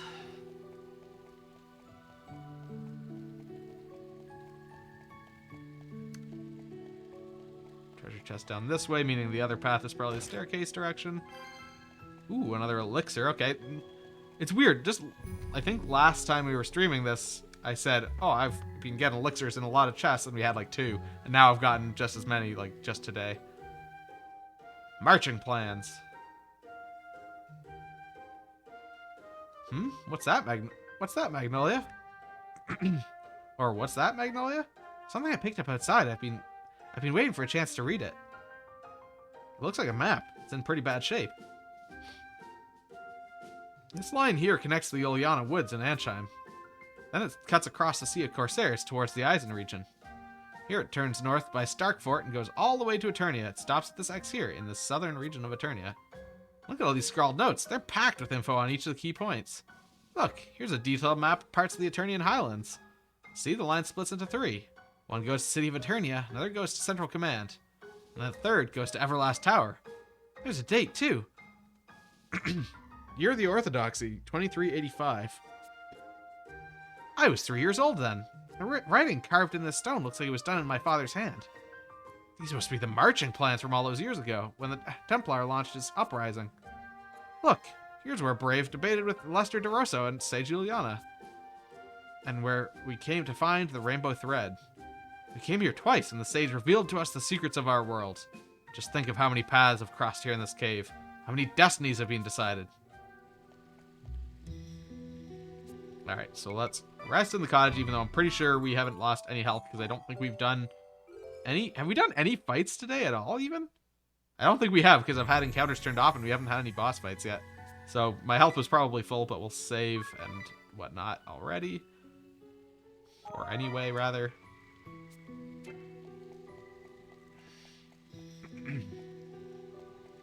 Alright. Talk to him from behind just for shits and giggles. Father. It is said that the mystic thread used to weave the garb of the Vestals comes from this cave. But it is more than that to me. This is where your mother and I were once sheltered by the sage of Yoriana. It is the place where we were blessed with a strong, beautiful daughter. And the place where I made my resolve. Yeah, to take back they sheltered in here and rule it fucked. by my own ideals. Even seeing the faces of the multitudes who had rallied to our cause, our hearts still wavered. Dare we pitch our outnumbered forces against a great religious order, with the power of the crystals at their command? Dare we did. We resolved to overthrow the Orthodoxy, capture the Earth Crystal, and seize the throne. But how would we rule this new nation we would forge? How would we lead the world?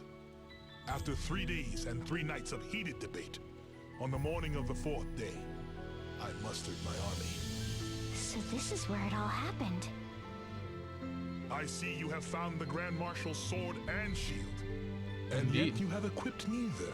Indeed. Tell me, Idia, is this how you would answer me? Oh, interesting. So he wants me. So I've gotten both. That's right. I would have them, but not use. Oh, you know what? This is interesting because I guess there's 4 answers. So yeah, there's got to be a 4th person. There's got to be a 4th person because, what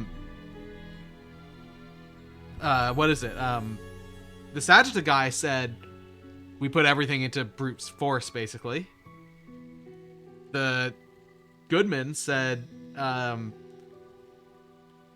put everything into defense and nothing else. So all forces equip the sword, maybe only get the sword. Maybe there's more choices even than that. But equip the sword or just get the sword, maybe.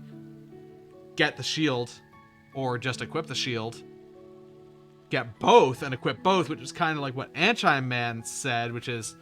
Or sorry, no, get both but don't have either. Don't equip either is sort of like what Anchime guy said, which is, no, we don't have any standing army, but we certainly can fucking put up a fight if we want to. So there's probably someone who kind of is in between on using both. So the lighting changed funny when I had my hands there. Clearly it picked up just slightly different and it changed the white balance. Anyway, there's probably someone else, but that's right. Let's see how she... That's right. This is my answer. Explain yourself. As long as a nation exists, it will have enemies, whether or not it seeks them out. A ruler must have the power to fell those who would threaten the people's survival. This is why I sought the Grand Marshal's sword. And every nation has people within its borders, a citizenry that it must protect. To keep its subjects from harm, a ruler must carry a strong, sturdy shield. So, I sought out the Grand Marshal's shield. But when I took these 2 great relics, sword and shield, into hand, I suddenly felt afraid. You wielded a mighty sword and a stout shield, yet grew fearful. Intriguing. I thought back to what I had seen in my travels across the realm, and to what I had read in the histories. So there's gonna be Stories of different men who dialogue claimed based on power what to combo slay their you'd go for. foes, but who forgot the ones they loved, and whose hearts grew cold. Men who gained the power to protect people, but then lost sight of themselves, and grew vain, proud, and complacent. They put too much faith in the power they'd achieved. It became all-consuming. It was all they cared about. That was what I was afraid of. Justice must be supported by might and authority. But when it is delivered at the point of a sword, it is not but coercion. You are right to fear power. Yes, even power sought in pursuit of justice is not immune from corruption. A stout shield is needed to protect the people in times of war. Yet the true goal should be a world with no need for shields. The noble course is to believe in the ideal. Find that stout shield, yes, but do not bear it. An hour and a half. Who left our nest has returned on the strength of her own wings. Along the way you were lost, injured and betrayed. You knew despair and cried in anguish. We were confused. We doubted everything. We closed our eyes and ears to the world around us. But you overcame the pain. You raised your head and did not shirk from the truth. You took your troubles in stride. I met new comrades. I knew the warmth of friendship. I was emboldened. I listened. I learned just how much I still had to learn. I felt the love of my master, Well, except my friends, my family, and my father. she did Who I defect always from looked his up to army in the first and game strove to and follow. actually kill him in several timelines. Your journey So- is over, my daughter. But you have one more trial to face, together with the friends who stand beside you.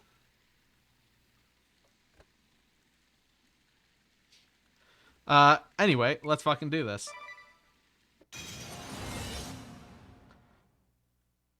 I am Brave Lee, Grand Marshal of Eternia. This is your final trial. I shall spare no effort, offer no mercy. Begin! The one thing I didn't do was make sure I charged up my specials, so I don't get to special spam quite yet.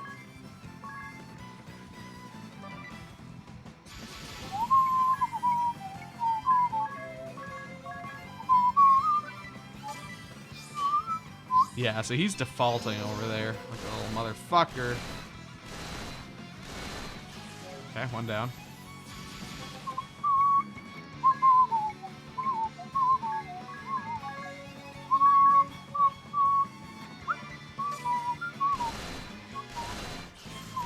Oh, okay. Well.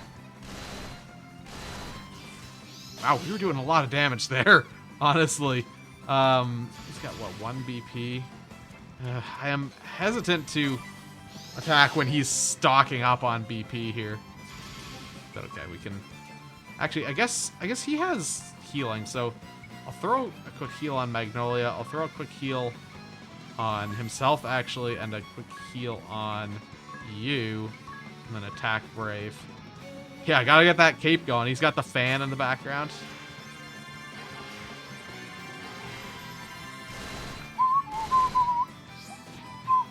Oh, I should probably also... Oh, we got a special, though. Look at that. Let's examine him. And then we'll do a laser discharge. And then attack and attack. And default, and default, and default. Wait, does he only have 30,000 health? Why does he have so little? Okay, there's 10,000. I maybe could have used Bravely Second here. Like, I wonder how much health or how much damage I actually can do. Oh, I just noticed he is at 3, so he is going to be attacking me now. Okay. Blasting Daddy. As we do.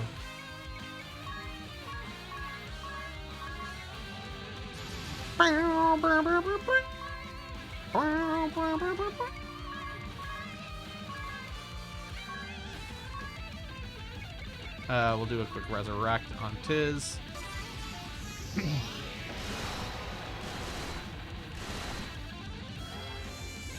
Okay. Giant. Okay, he's. Well fought. But your trial has only begun. Oh, okay, so he's bringing himself back. Okay, so we just have to blast him a bunch of times here.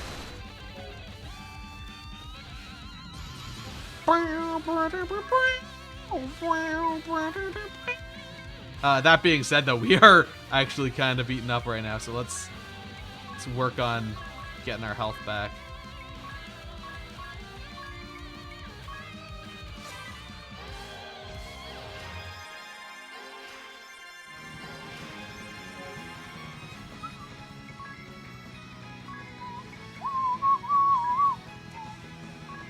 Do one of these. Yeah, Daddy blasted us pretty hard here.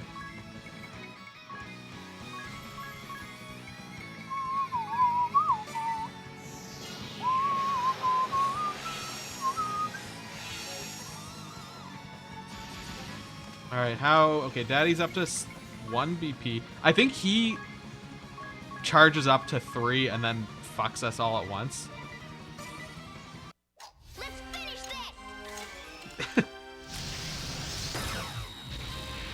Come on, how can you forget his name? It's like part of the title of the game. He's Brave Lee. Alright. Okay, so we have to... Third time's the charm, right?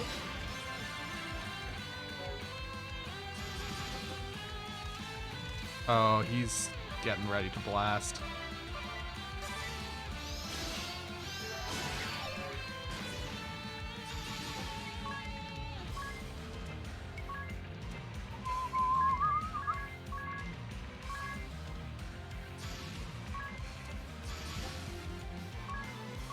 We're gonna go with Benediction. Twice on all allies. Attack, attack. And default. Long, thick sword. Oh, he builds up BP as we hit him, doesn't he?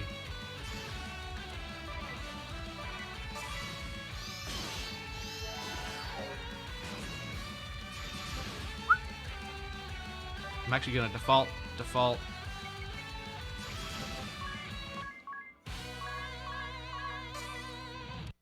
This is the end for you. Think we might have kept, yeah, we kept our bonus. Okay, so that'll get him down nice and low.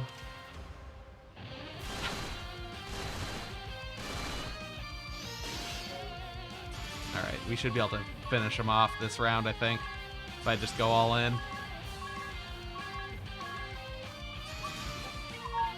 I will throw in one benediction on everyone, though, I think. Sweat deposits.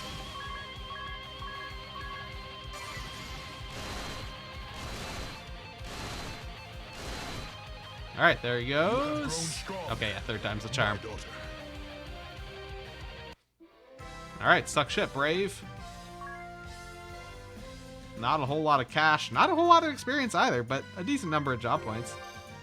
Tiz gained a level, Idia gained a level. No job level ups. We got a Remedy, a Turbo Ether, an X Potion, and a Light Curtain.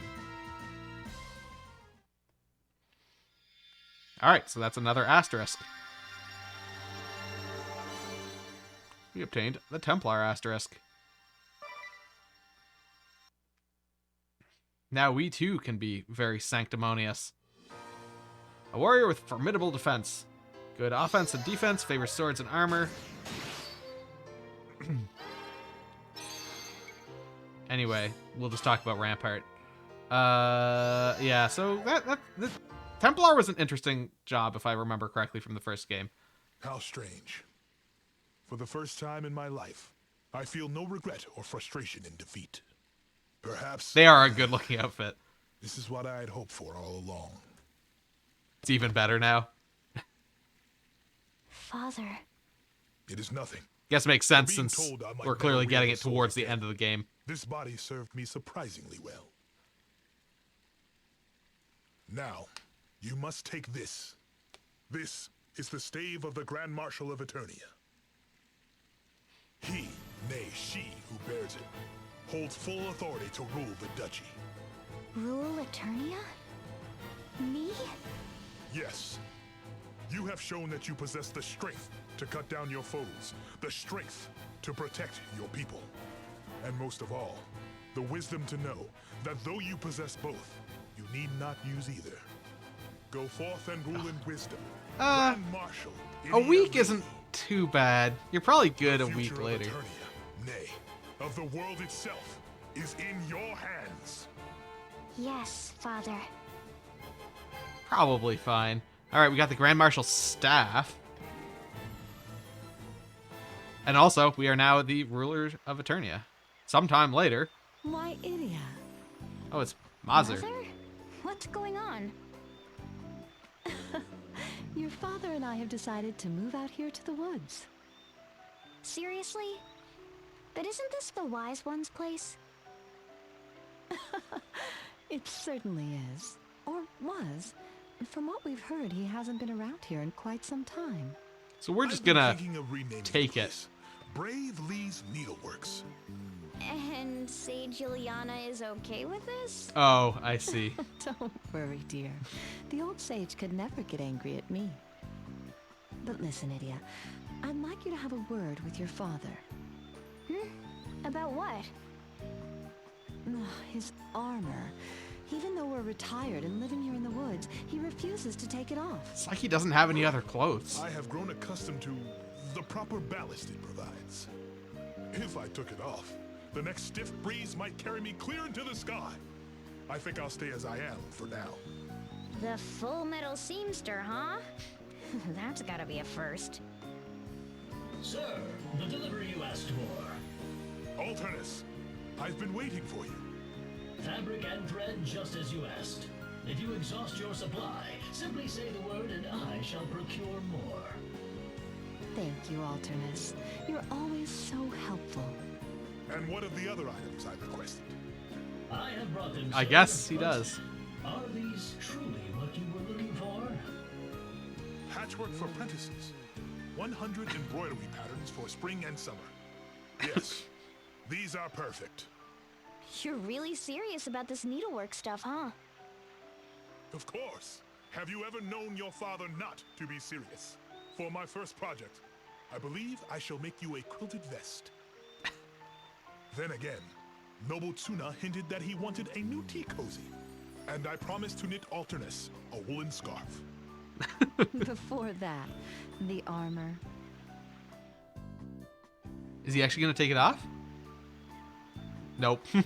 I thought it was maybe fading to black as he changed his outfit.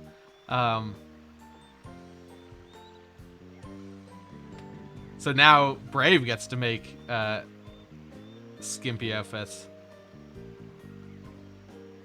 Come home whenever you are in need and rest. Yeah, so we can actually use sleep till nightfall or take a nap. Interesting. We get those options. Now go! Go and save our world, the fate of Eternia. No, of all of Luxendark rests on your shoulder. This is,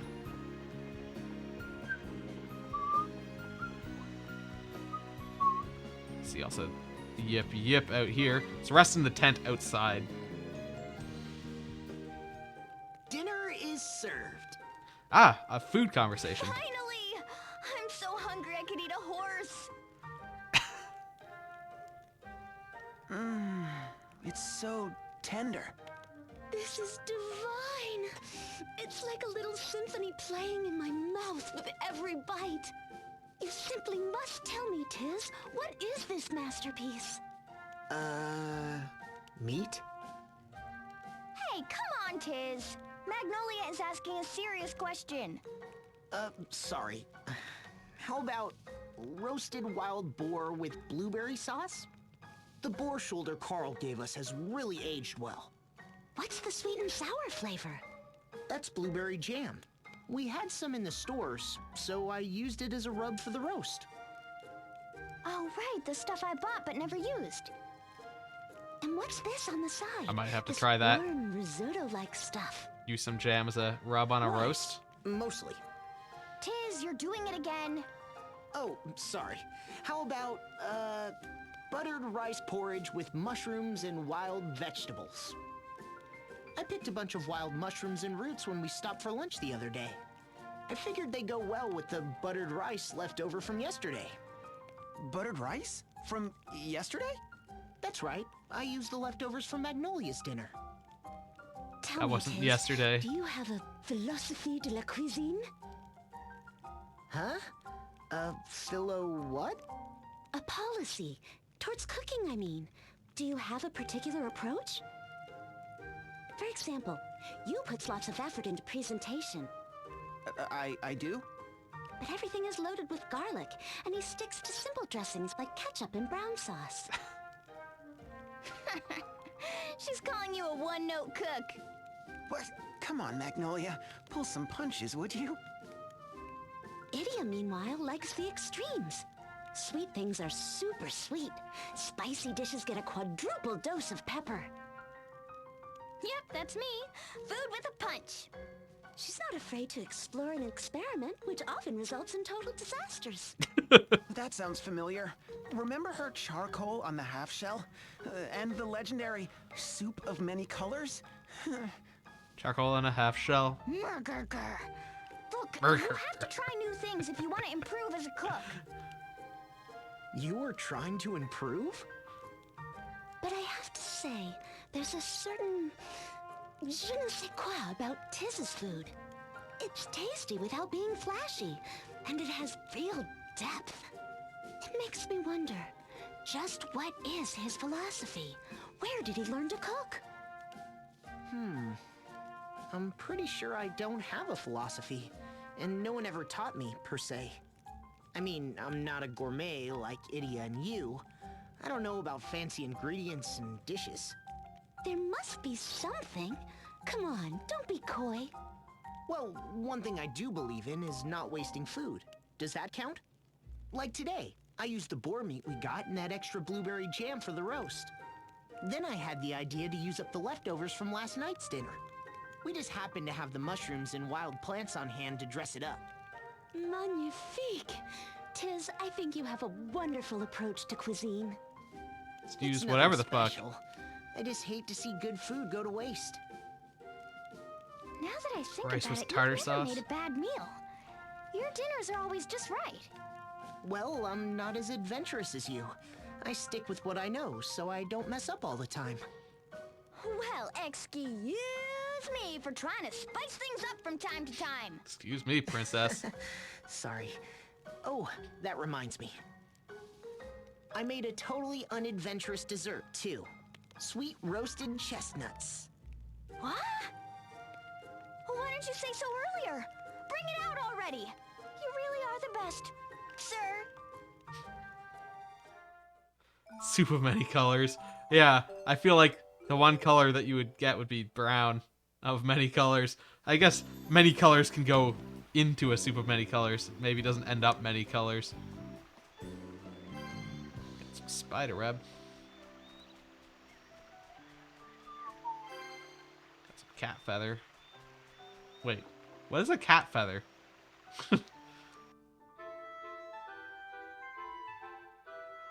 Alright, so that is that side quest. So let's save. And hop on our airship. And we'll head over to Lontano Villa.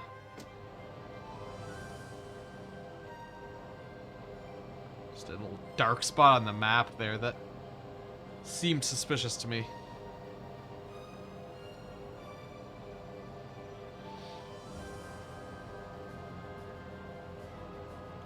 Alright, so... Wait, what? Weird. Also, interesting, it's too bad you can't, like, dock here, because this is an airship dock.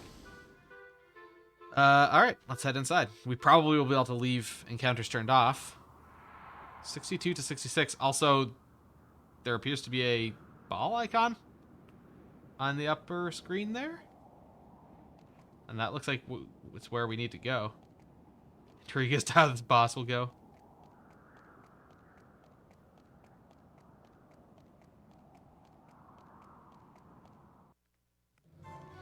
I guess we'll see. 62 to 66. Yeah, we're 75. we're good. I guess the only thing I probably should do is... where do I do that? This menu. I should try and charge up my specials.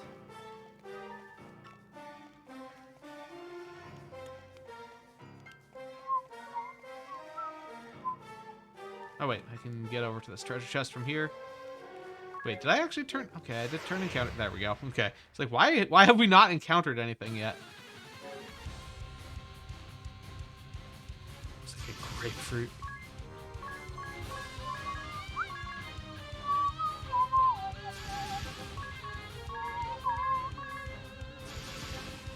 You know what? Let's just go all in. Suspect will kill them, I hope. Yes. Okay, let's go again. In like size, color? In what way does it resemble a grapefruit?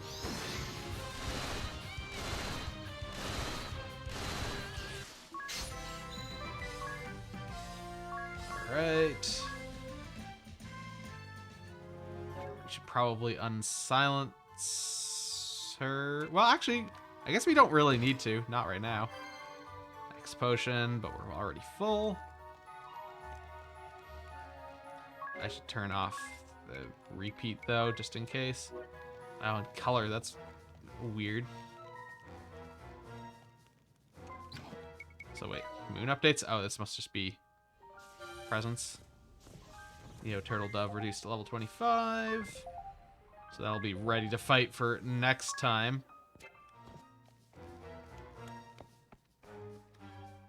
Alright, let's see this. Let's see this orange in quotes. That is a very dark, kind of pinkish interior. Yeah, that is a weird color for an orange. Your mom is weird. Alright. Oops.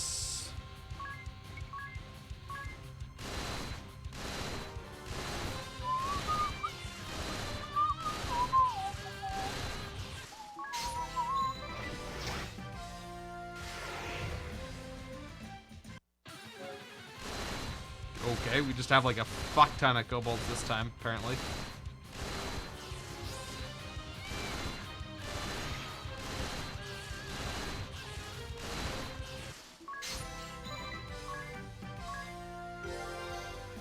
Chicken bacon ranch pizza. Americans in your ranch. Alright, job level up, so he's a master ninja now.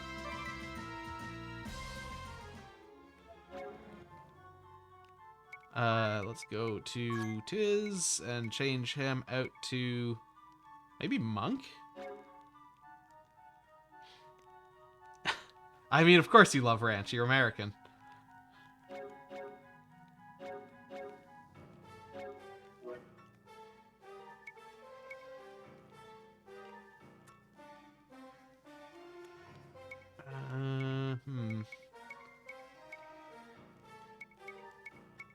Looks like most of these sit me around.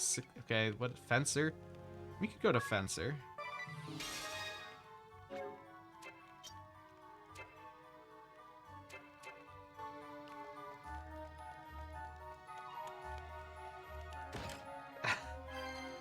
Got ourselves a life ring. Your sister loves them twice as much.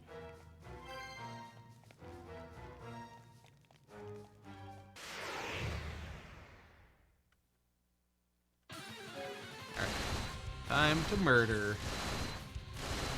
Murdered her.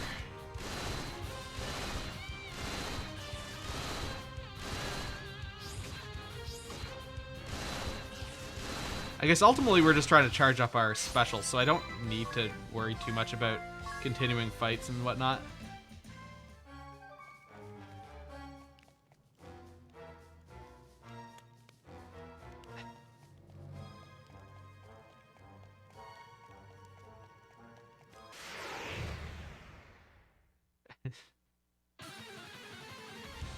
Oh, they were not shoe taker offers. appalling. Also, how American. Oh, forced into a second round.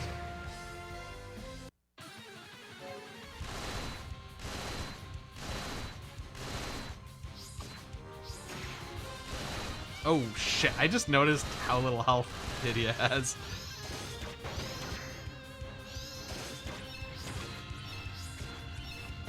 Oh shit. Oof. Ooh.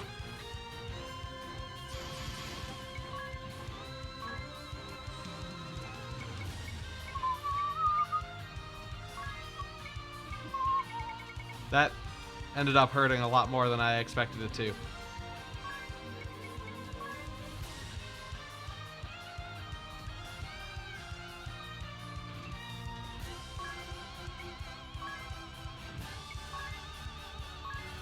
Let's get Magnolia up and alive, hopefully.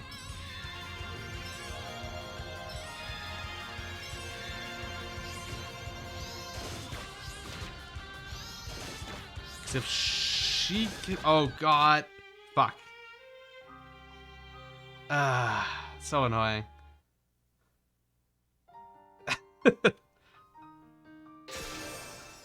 Whatever. We should just be back at the start of this floor.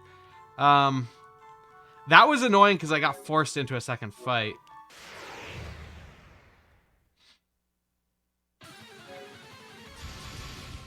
We can do this. And also because I left auto battle on.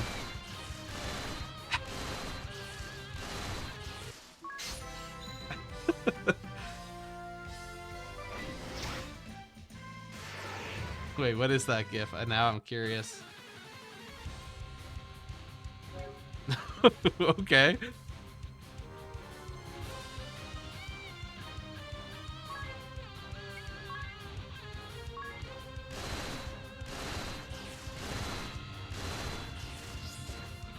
Yeah, I don't know what the context was at the time of creation there.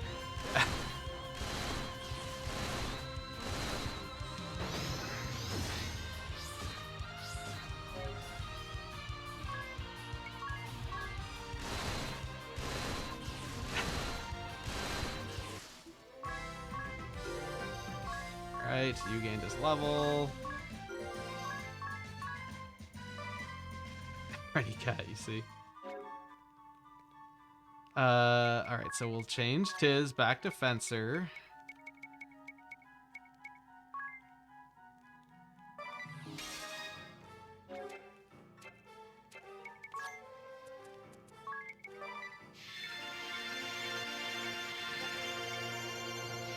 Suppose I could have used magic to do this instead of my X potions, but I got so many X potions, like who gives a shit?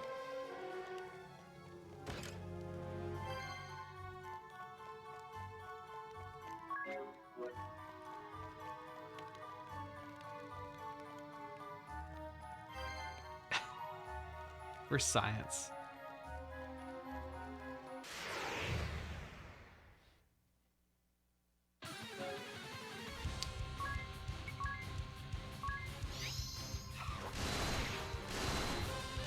Just gotta be careful here. I gotta not unintentionally leave repeat on.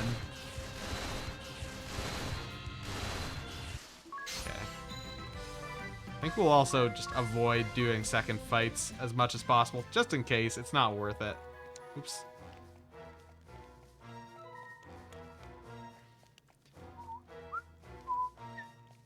Yes, piss is, in fact, stored in the balls.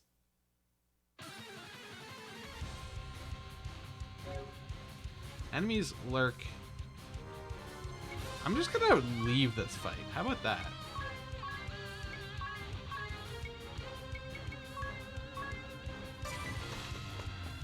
Because, like, I just don't need to fight these guys. I'll take the fights if I have. If it's just when there's 4th second round, it's not advantageous. Like here, doesn't say enemies lurk in the shadows or whatever, so I will just murder without any repercussions.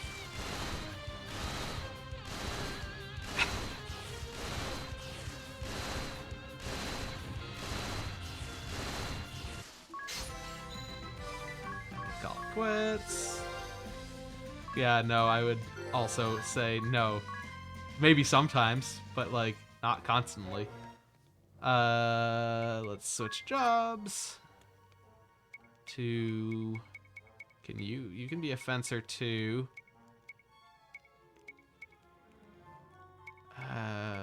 Ninja I've already done. Yeah, like pretty much anything is better than Summoner though in terms of Thief is very high actually.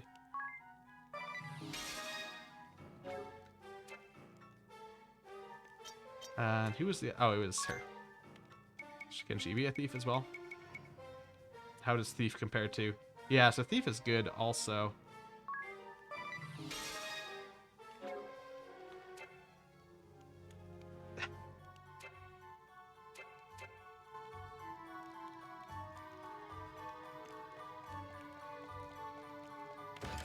Check your balls. Get the heart ring also while you're at it.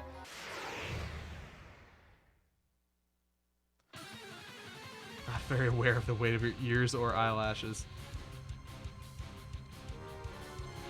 Yeah. It's just like a force that is always being exerted on you that is automatically factored out. Now that you've mentioned it.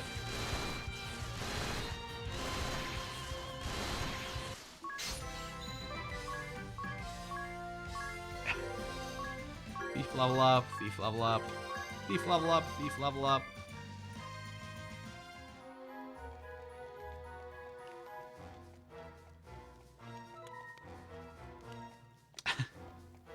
I think there's a factor of scale there, though. All things considered, like, even the smallest boobs are probably heavier than, like, the largest balls? I would fucking hope.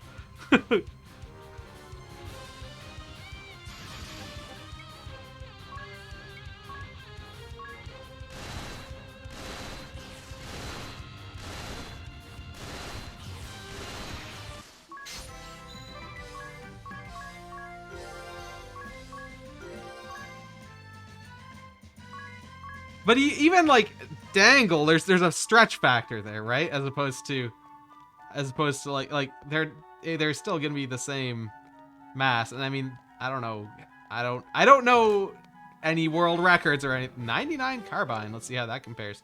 I don't know any stats, but I suspect that even the most dangliest balls would be not that long, really. So what is this 99 carbine? It is not as good as my other thing. Have it to an uncle. So yeah, this is not as good. A new model rifle boasting the latest technology. What, the stretched balls? I mean, it's like if you hold like some silly putty, you get like a little ball of silly putty, and you like hold it by one end. It's gonna, there's gonna be that droplet at the bottom, and it'll like stretch.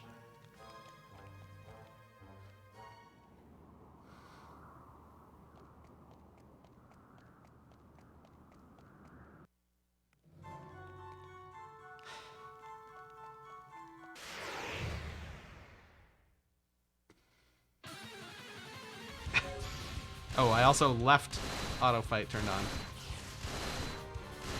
Yeah, but it's flesh that's designed to stretch.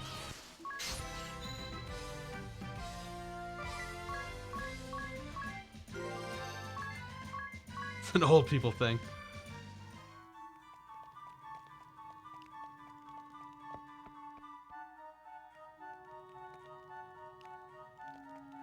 Is this like the earwax thing where it's like people don't realize there's a different type of earwax? I guess.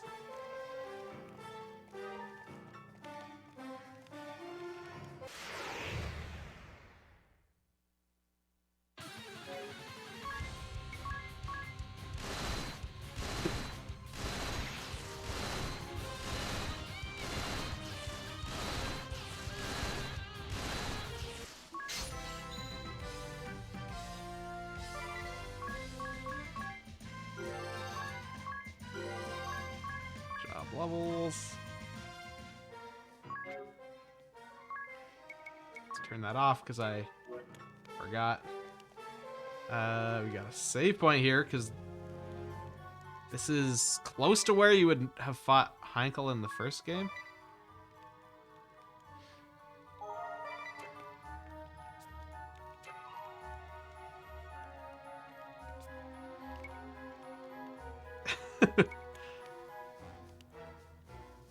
Stretching balls!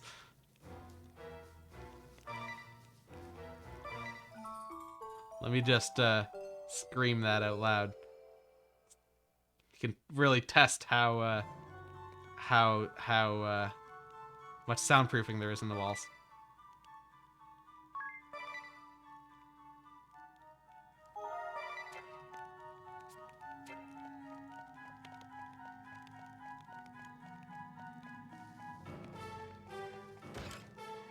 Alright, I got an Aegis shield. I guess we go outside again and swirl our way around the...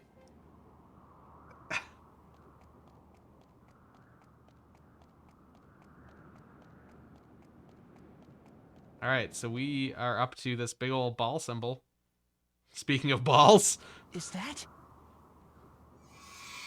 C'est évident. It's a ball. This can't be.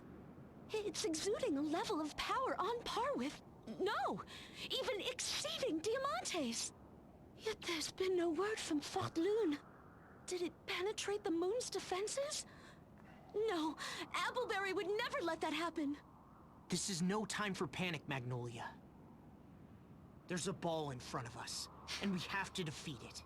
That's all that matters. Let's bust right some now. balls. Right. Let's focus on the battle before us. We can't let any sacrifice be in vain. Not now. Not ever. Is everyone ready? Let's do it. We're coming for you. Ball the first. Turtle Dove! Alright, weird announcement. Speaking of Turtle Dove, since we had Turtle Dove Neo in our base there. Okay.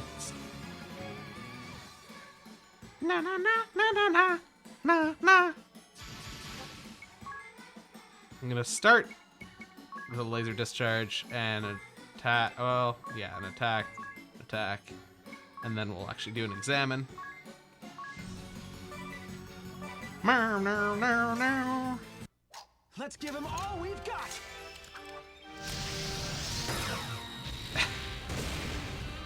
Okay, we got our 10,000 damage.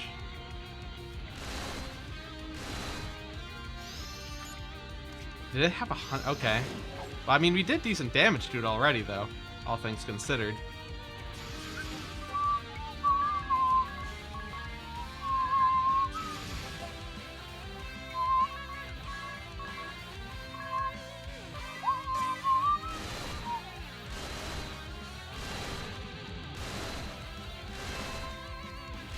Yeah, I don't know why it has a wedding veil. Oh, head over heels in love. Okay, so that is Idia with who? You?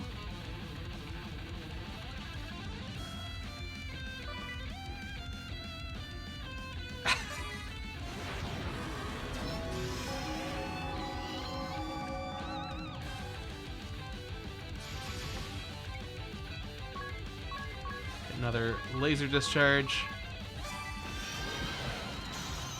Major damage to besotted targets. Okay, so...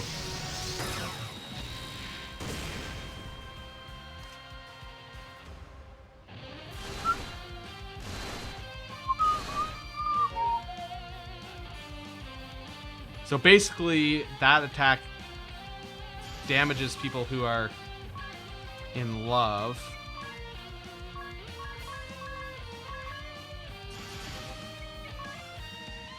I'm gonna do a laser discharge with her as well.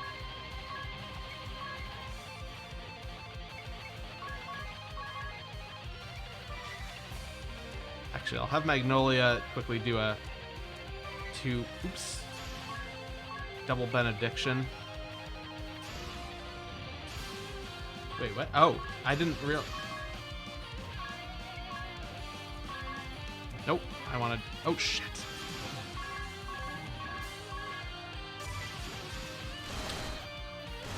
I think we can kill it here before it does anything further to us.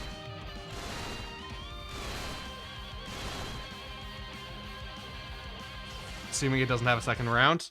Okay, no. So that wasn't too bad.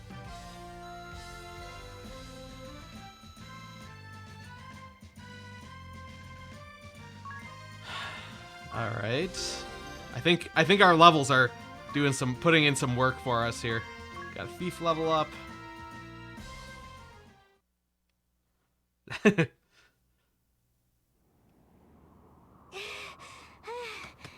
That was ridiculous. It was stronger than any ball I've ever seen. I still think Diamante was What's happening in Caldisla? worse than that. First our memories, now this ball? I don't know. But we have learned one thing. Luxembourg still isn't free from the threat of the balls. Au The contraire, threat of balls is the always threat ever is greater present. than ever. This ball made it past the moon's defenses almost entirely unscathed. This is Magnolia. We confirmed the presence of a new ball. We dispatched it at once, but Impossible! We haven't let any balls through.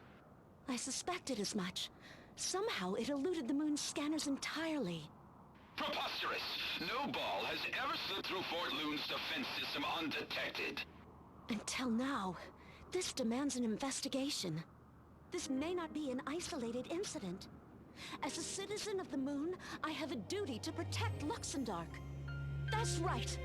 Ballbuster Magnolia Arch will not take this threat sitting down. Understood. We are counting on you, Magnolia. I'm sorry, everyone. It looks like I'll be needing your help just a little bit longer. Don't be sorry. We'll help you for as long as you need. Yeah, there's no way we're letting these balls have their way with Luxembourg. Not after all we've done. Merci, mes amis. Are you okay, Tiz? I mean, Sir Tiz, how fare thee? Oh, Egil! The dread beast that beset the villa has been slain. Seriously? Man, Tiz, you really are a hero.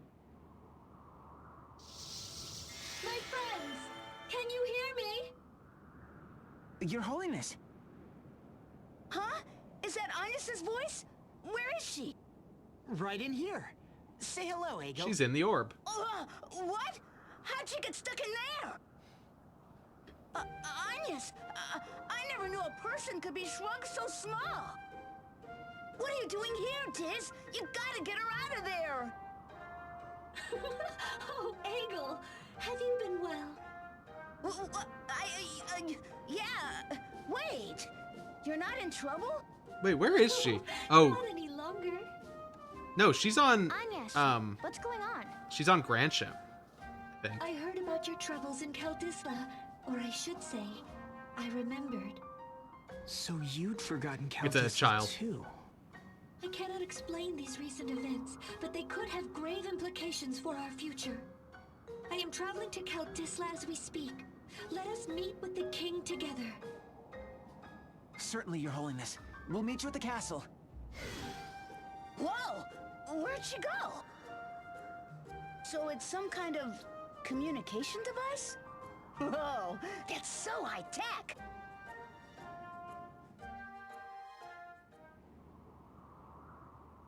All right.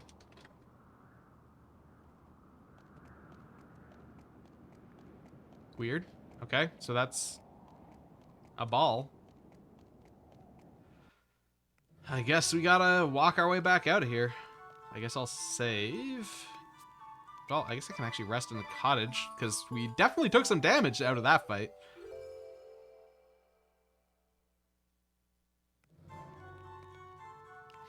Yeah, I could use a teleport stone, but I figured I can charge my specials back up on our way back out. I also wasn't sure if the teleport stone would just take me right back to this entrance that I came in, but...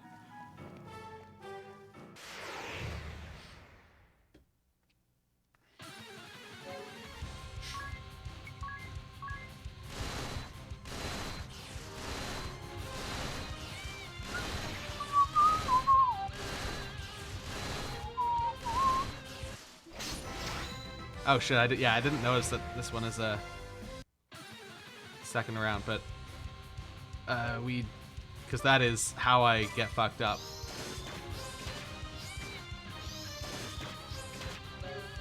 They do a lot of damage.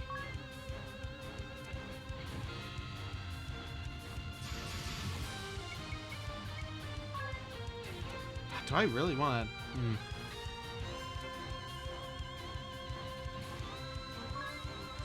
I could run.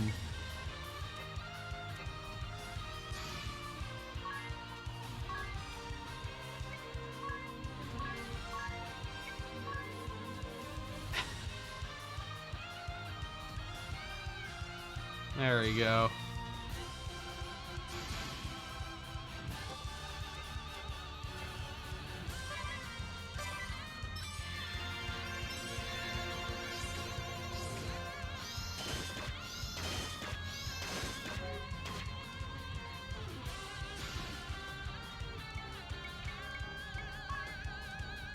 I don't know that this is a strategy that is going to pay off in the long run here.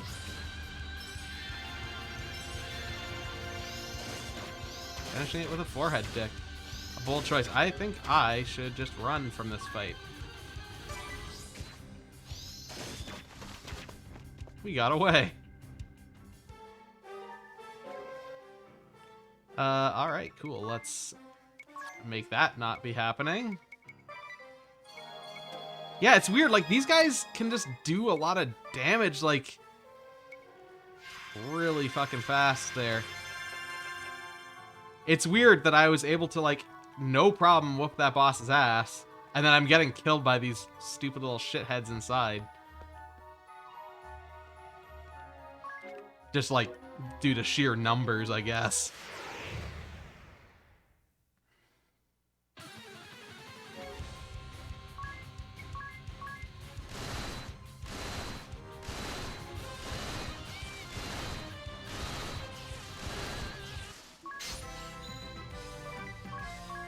Quits after the first fight.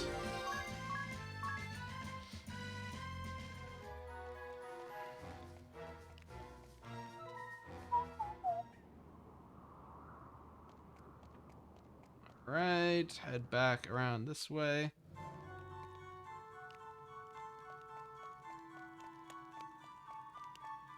Wait, where did this staircase go? This is not the act. Oh, this went to a treasure chest before. I'll be so glad when this game is over. I think we're getting pretty close.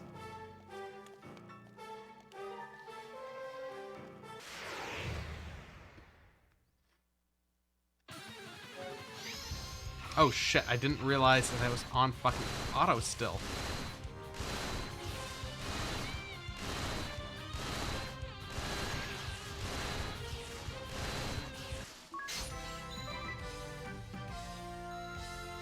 It was on fire, and you tried finishing it with a forehead dick. That was exactly what you said, Mirror. Exactly what you said. Yeah, Ral didn't invent the forehead dick. You did. Wait, this isn't where I want to go either. What? I'm so confused. Oh, I missed the staircase here. Clearly you did, though. It's right there. The proof is in the pudding.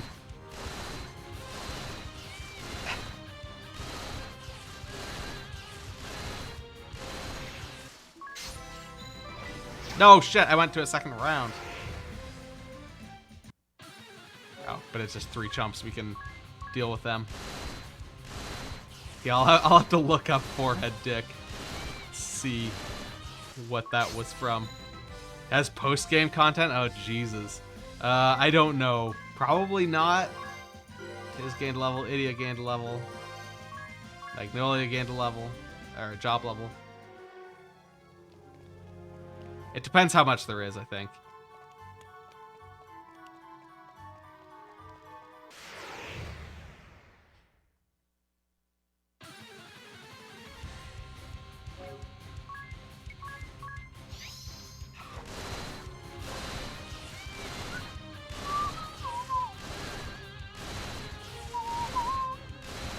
One stream at most? Oh. Okay. Maybe then. We'll see.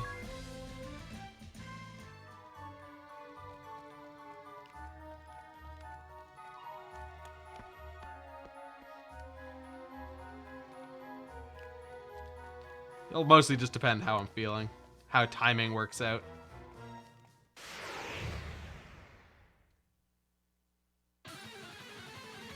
Oh, it is just 2 chumps, but have to be more cautious than leaving auto battle turned on.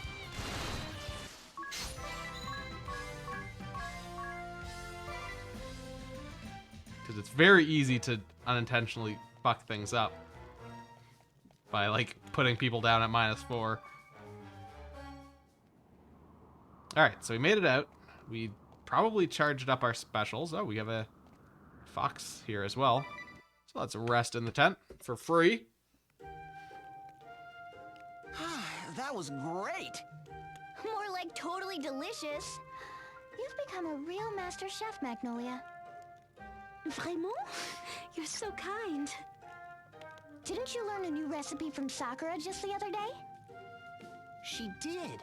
It started with Alfred's recipe, remember? Then you got Martha at the dorms to share her secrets.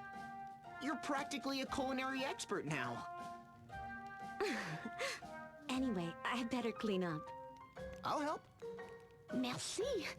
But it's quite all right. I believe the cook should also clean up. Oh, I'm so stuffed I can hardly move.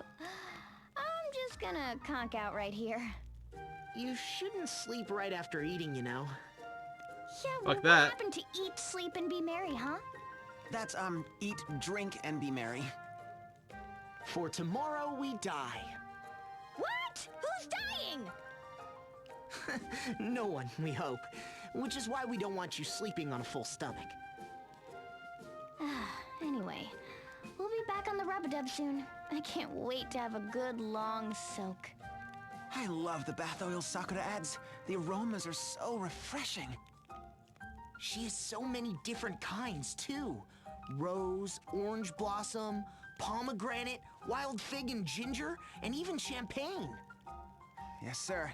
I could stay in the baths all day and night, looking up as the sun gives way to the stars. Yep, soaking in a warm bath from dawn to dusk. Wouldn't that be Gamer life? bathwater. Did you say warm water? Are you completely nuts? A bath has to be so hot you can barely stand it. Then when it feels like you can't breathe anymore, you jump out and douse yourself with cold water. That's a real bath. So all that splashing and shrieking coming from the ladies' bath was you. I can't believe I'm saying this, but I think Idia's on the mark. I mean, sitting in a warm bath for hours is nice, but it does get a bit boring. Exactly. What's the point if you just end up dozing off?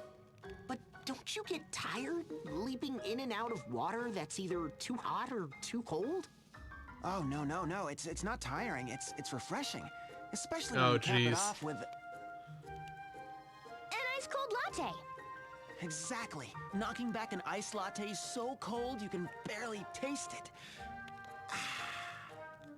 Or you could just have a coffee. Sir, coffee and cafe latte are completely different. I think I can finally understand you. And you, my dear Idia.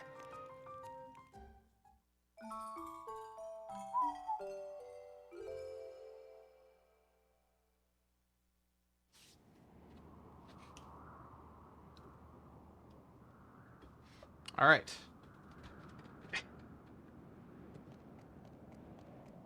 Let's get out of Lontano Villa.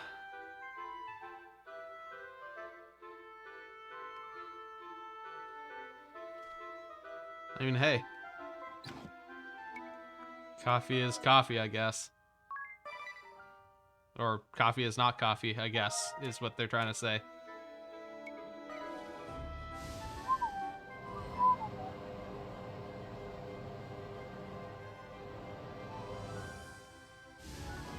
Alright. Into Kaldisla.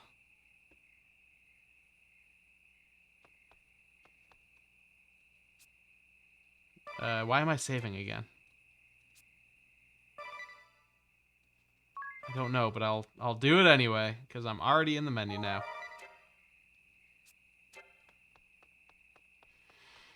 So we should have specials built up already,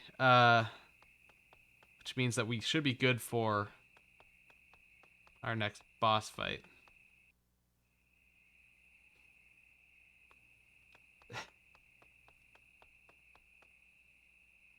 You're a pretty odd one, you know? Coming to the castle so late at night like this? I like your style. Wish I could give you some juicy hint or something, but I doubt I know anything that world travelers like you don't. Did you know that you can save from the world map? You did? Alright.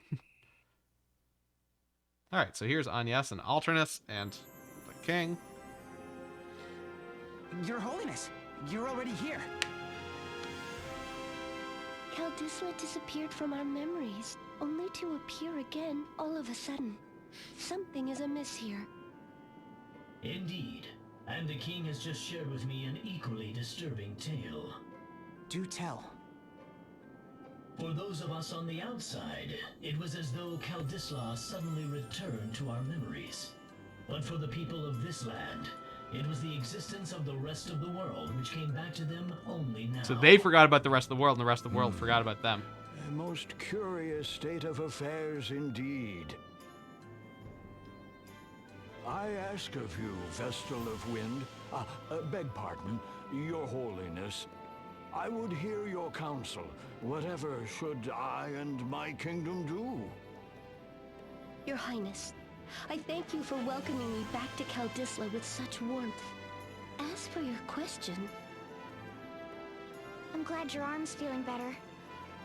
My arm? Yes, it's fine. That's a load off. Seeing you run about all the time, sometimes I get worried. I'm simply doing my duty. I do not find it a burden. So come on, spill it. Did you find out anything about Yoko? Yoko? What are you... But what do you think, Idia? Huh? I think, sorry, what are we talking about? Honestly, idiot, this is a serious meeting between world leaders. We were discussing how the balls might be appearing. Never mind how they appear. We don't even know where they come from. That's true. And even if we did know, something is clearly different this time. There are just too many things we don't understand about these balls. Balls are such a mystery. I should know more. Don't be so hard on yourself, Magnolia. It's not your fault. Our heroes, surely you must be exhausted after such a harrowing battle. Pray, stay the night and rest yourselves.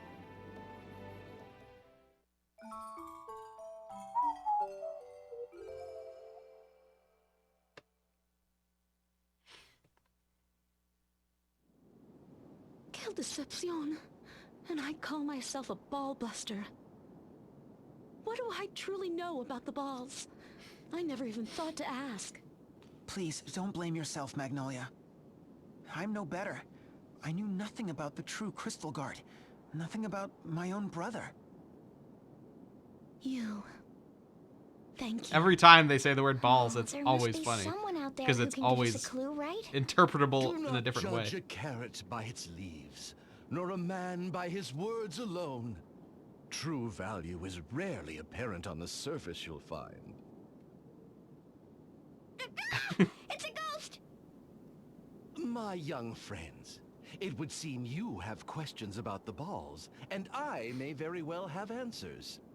It is, well... You have questions about the balls, comme like ça. Panda. Would you start with the good news, or the bad?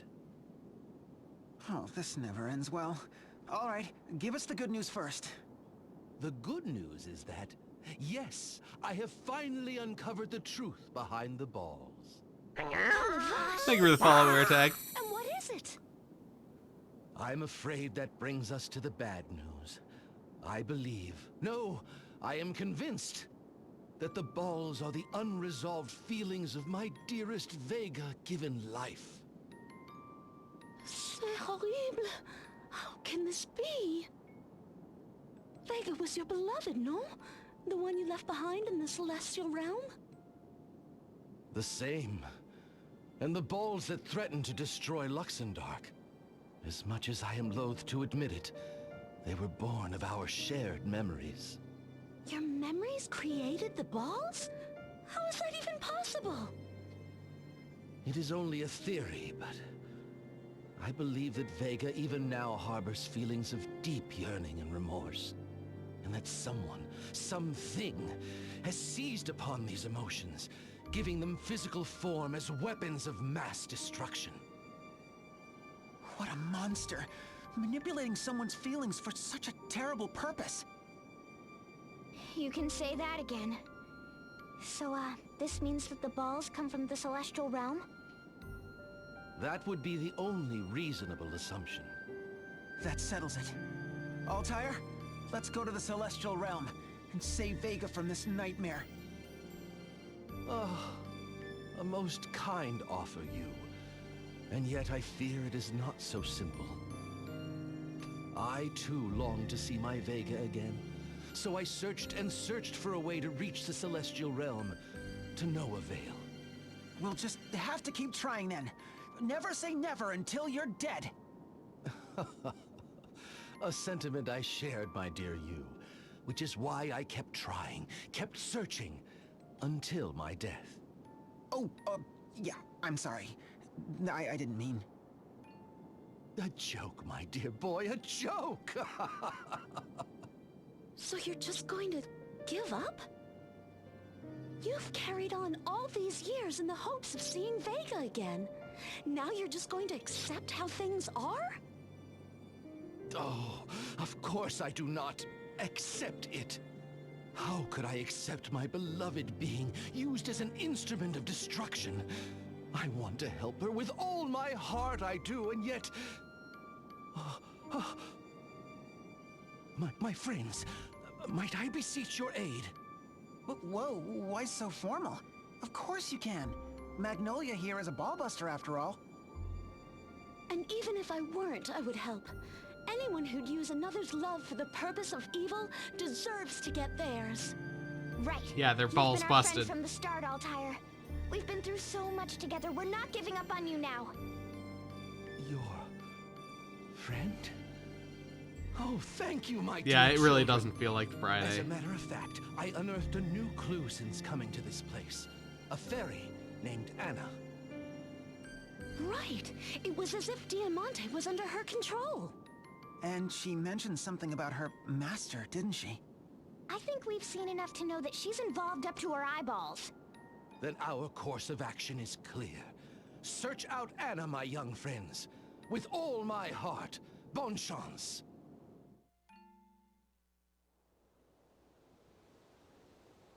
Hint? They like what? They couldn't figure out a way to guide us here. So they just kind of like panned the camera over.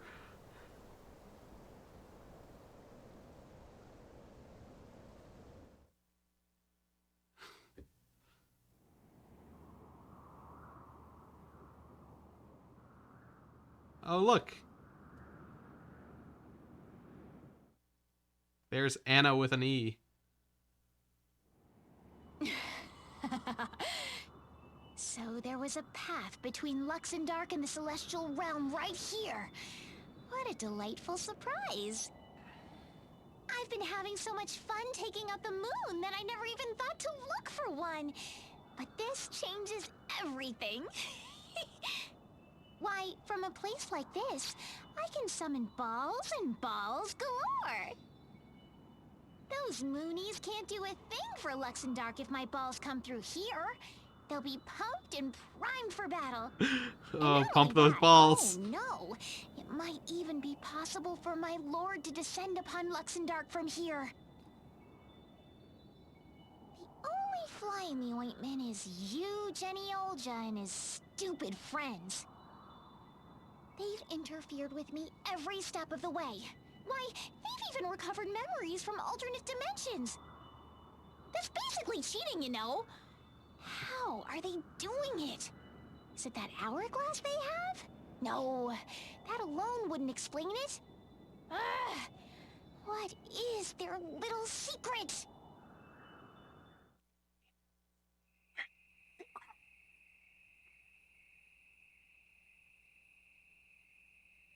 He's pulling a Blue's Clues there.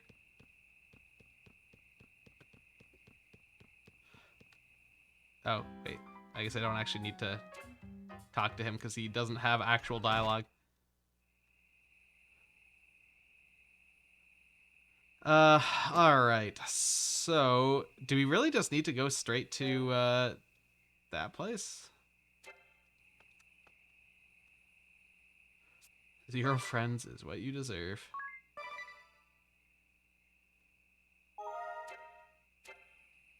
Wait, I'm sorry. Did it say teleport on the bottom screen there? Fuck, it's gone now.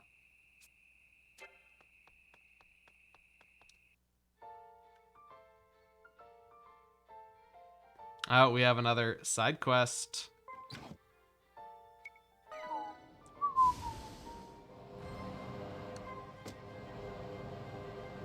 Let's go do our side quests.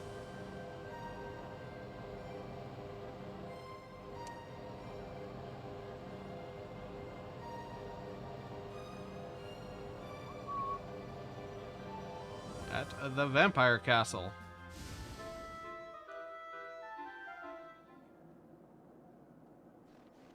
Okay.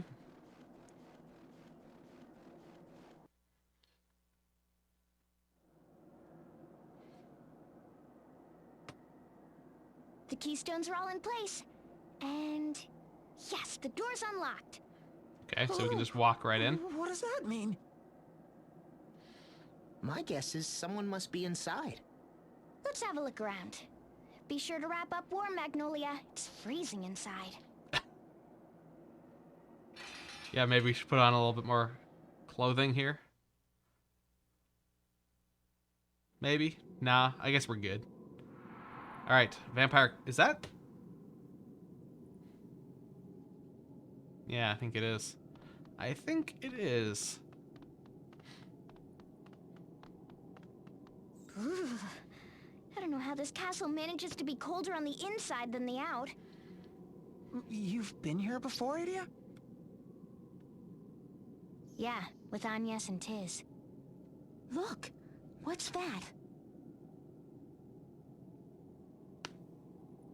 Alternus's helmet. This helm. Alternus!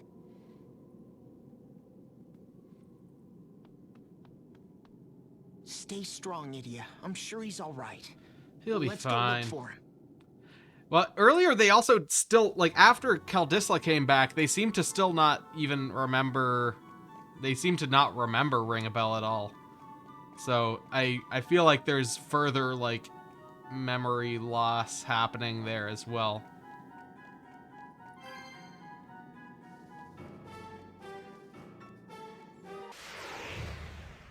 Oh, I guess I could...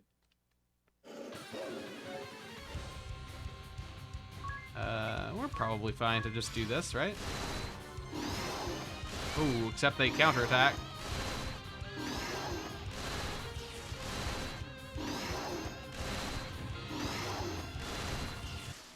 Note to self. Don't do that. Yikes.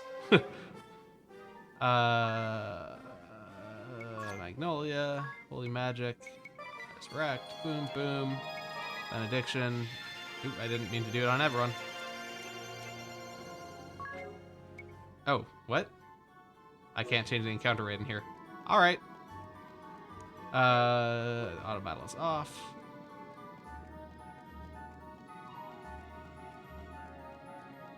Recommend level is up to 68, so we are still in a reasonable range here. I probably should be trying to do something that's not just like directly attacking these guys.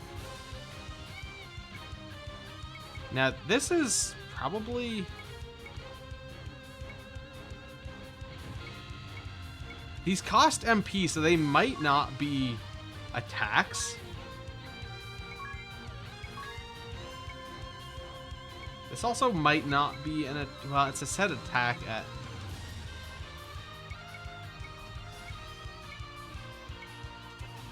I guess for her, I could do like this and do Utsumi and then attack. For her, we can try the same thing. Oh, she actually has Godspeed Strike as well. But that is, yeah, let's try this. And for him, he could actually just use some spells here.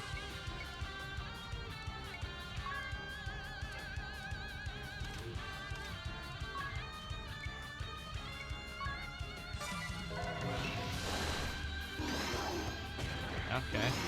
Okay, so no, he does counter that. That did, wait, did that say weak point but also didn't do any damage? Hold on, let's examine.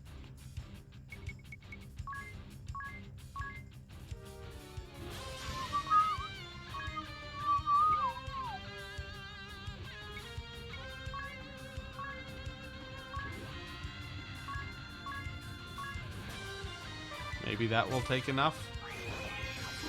Oh yeah, that gave me a lot of health back, didn't it? That works.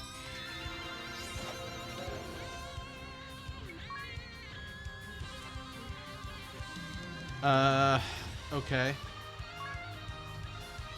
So I guess for her,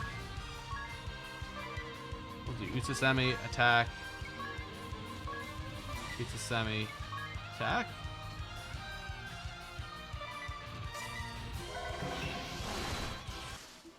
Okay, never mind. That was good enough. Is gained a job level.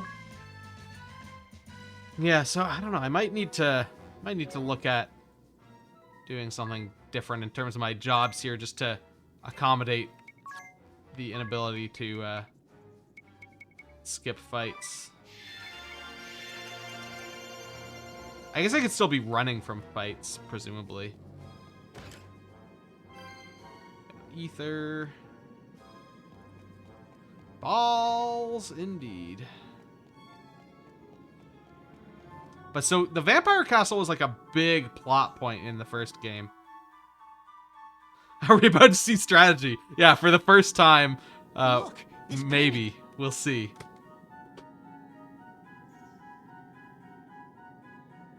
Yoko? Remember what Alternus said? He was going after Yoko. Why, if it isn't our loyal Minister of the Right? What? Yoko?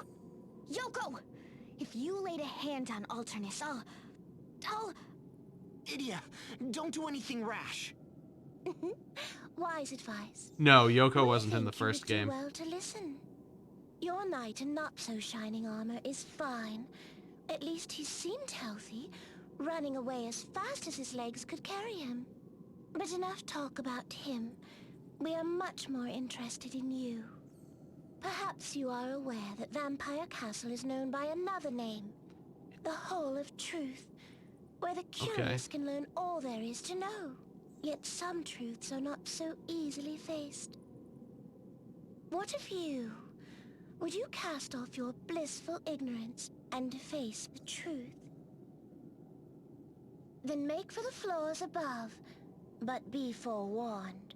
Before you can learn the truth, you must prove yourself worthy of it. Tis, do not think you can avoid the dangers that you would encounter in this place. Within these walls, the powers of Luxemdark's gods will not avail you. This is our realm. We make the rules, and you have no choice but to play by them. It is only fair, yes? A truth learned through anything other than your own efforts is no truth at all. We shall await you above. Fare thee well. Yeah, we're gonna get a monologue at every floor. I can tell this is gonna be like Vampire Castle in the first game, where like every floor we learn some plot. What is she talking about? Tis, we don't have to do anything she says. But what about Alternus? At last it's working. Alternus! Thank heavens you're safe. Yes, it was a close call, but I made it. You should have known it was too much to handle by yourself. Do you have any idea how worried we were? Ah, well, Oh, you blockhead! Well, at least we know Alternus is safe. What should we do now? Well, I don't trust that girl at all. This could very well be a trap. That is a possibility, yes. But what if she's telling Yell the child's truth? nipples. Alright, let's go grab this. God damn it. Oh, Cerberuses. This is probably fine to just murder this way. Okay, they have counterattacks too. Although it appears to just be poison. It isn't the worst. Wait, except also it canceled? Did it inflict red as well? No. I don't understand why that seemed to stop their multiple attacks also.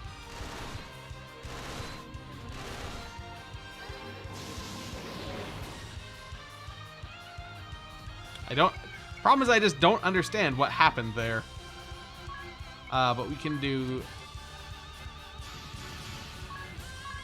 halvesies. We can do a what the fuck is it? We have something remedy. Yeah, does everything. And then we'll halvesies an X potion just for good measure here. And then attack. Wait, what? Okay, there we go. Alright, Godspeed Strike. Let's double check. Auto battle is off. Good. So I need to be aware of those chompers because they do stupid bullshit. God damn it, I didn't actually get up the staircase. Okay, bats. How bad can bats be?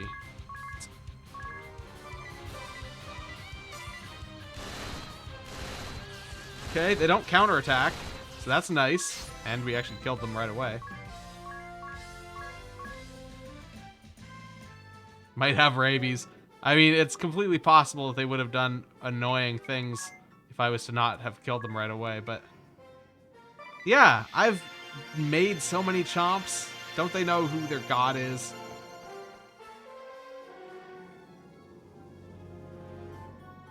Ah, they're undead chompers.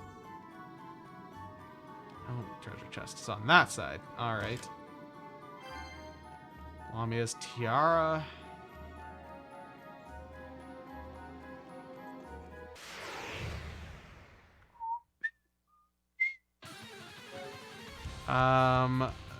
These ladies were entirely murderable this way. And since they're flying, we also murder them quite easily.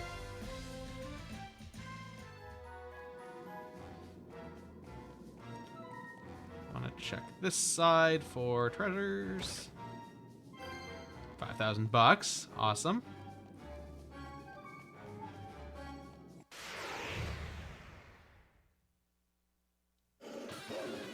Okay, so now we're in for a bad time. I'm gonna go 2 attacks, both on the flying one, and then she will do Utsumi, attack on Cerberus, Utsumi, attack on Cerberus, default, see how this goes. Oh, that was a multitask, okay. Okay, that worked out. Still need to be careful doing that, though. Multitask could have fucked me. Although I don't think they can. I don't think they can counter multitask attacks.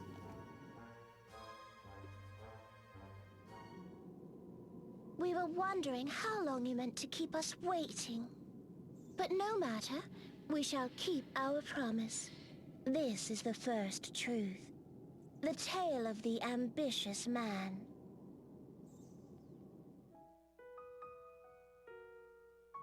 Is that How long did we lay in slumber? Yu's father? That first time that we slept. We awakened and opened our eyes to the sight of a man standing before us. This man, this ambitious man, had come to explore the shrine in which we slept. 20 years ago, another man, another ambitious man, came for us. He brought with him a young girl, and within her body encased our very soul. With this, his true goal would be realized. The man had come to plunder the shrine, to claim the treasures that had been offered to us over the ages. His expedition a success, the man assembled his fleet and set sail for Gathlatio, blissfully ignorant of the truth that within the girl's chest slept the seed of a deadly plague. Fever struck her only days into the journey. With haste, the fleet made for the nearest port. The man wanted to continue, but the girl's grandfather, the owner of the fleet, forbade it. Fearing that the girl carried a deadly disease, he appealed to the church, demanding that the girl be quarantined. The ambitious man wished to take the girl and his treasures home. He petitioned the church for permission to set sail. The leaders of the church, unable to reach a consensus, sent for an exorcist. Yes. This So exorcist, we kind of a man know by the parts name of this story. Geist, would free the girl of whatever evil possessed her. Those who sought to keep the girl in town thought they could use the ritual as a pretense to delay the fleet's departure. The other camp believed that once the ritual was performed, she would be cured, and there would be no more reason to hold her. And so it came to pass that a compassionate man, a covetous man, a merciful man, an ambitious man, and a wise man reached their decision. A terrible decision, the most sinful in history. The ritual was performed, and the ships were allowed to leave port.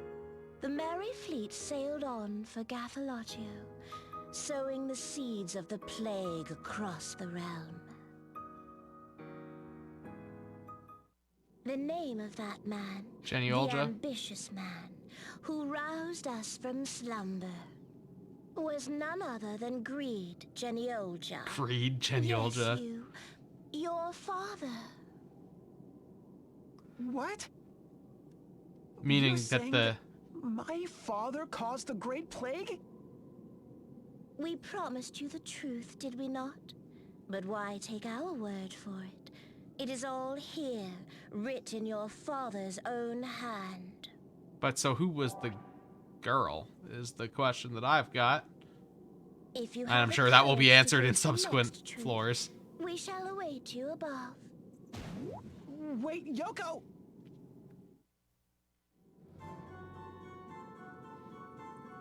Alright, up to the next floor. I don't remember how many floors were in Vampire Castle. It was like 7 or something. It was pretty tall. I was kind of... It could be Magnolia. I don't think it's Magnolia, though. I think Magnolia is legitimately from the moon. Yeah, of course he started the plague, yeah. He doesn't... His name was literally Greed, so, like... You know, can't expect too much from him.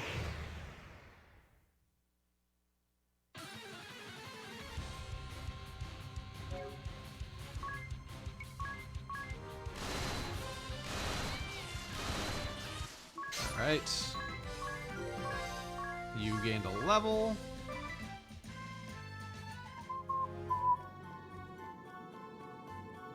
I do need to get all the treasure that I can. Looks like there's nothing over here. Could be a... Oh, there's a mushroom there.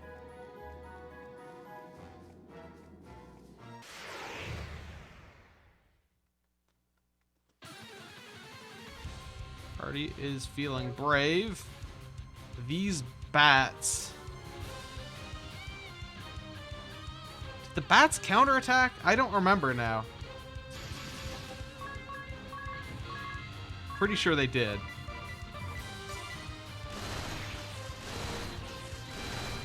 Guess it doesn't matter if we one-shot him, though. I can know his name is really Mary. Yeah, Typhoid Mary.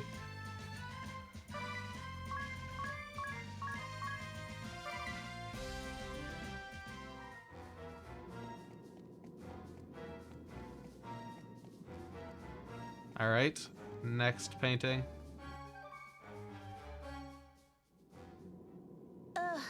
It took you long enough. Took me like fucking did you seconds. Read your father's log? Wait, did I? No matter. It is Wait, time can I read you those learned that the log? Second truth. This is the tale of the sinful ruling.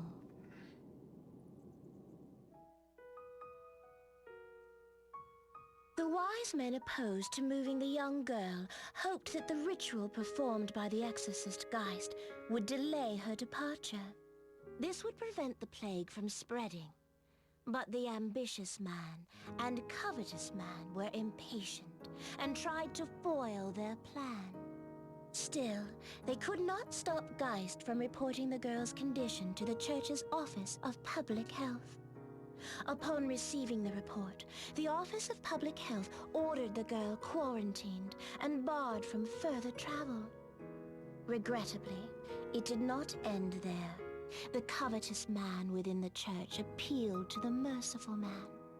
The church should use their vaunted medicine to treat the girl, said he. And the ambitious man appealed to the loving man. The poor girl deserves the finest treatment the church can offer, said he. And so it came to pass. The merciful man and the compassionate man changed their minds. They ordered that the fleet be allowed to sail. And so the ships, with their treasure and the ailing child in tow, unfurled their sails and set a course for distant Cathalatio. The fleet berthed at many towns along the way, Thank you for following. unwittingly sowing the seeds of death at every port of call.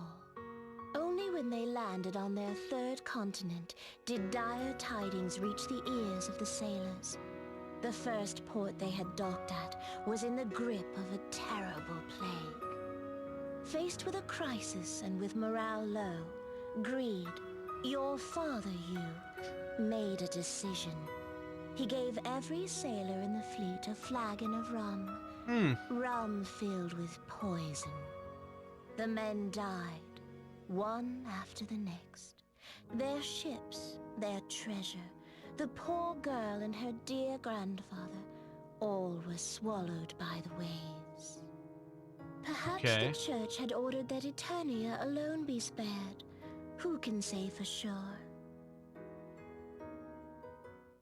What we do know is that Greed, and Greed alone, made a triumphant return to Cathalatio. Though he had lost nearly his entire fleet, he had salvaged treasure enough to fill the church's coffers. He became a man of great standing in the church's hierarchy, and the very next year was blessed with his firstborn son. Denny, my brother. Right. Yes. It was not long after this that the dark hand of the plague came to Eternia. But here, why not read for yourself your father's words? Okay, so I think I hadn't realized that I could actually read these in my journal. Because I haven't been going into my journal through the entire game. To face another? I await you in the halls above.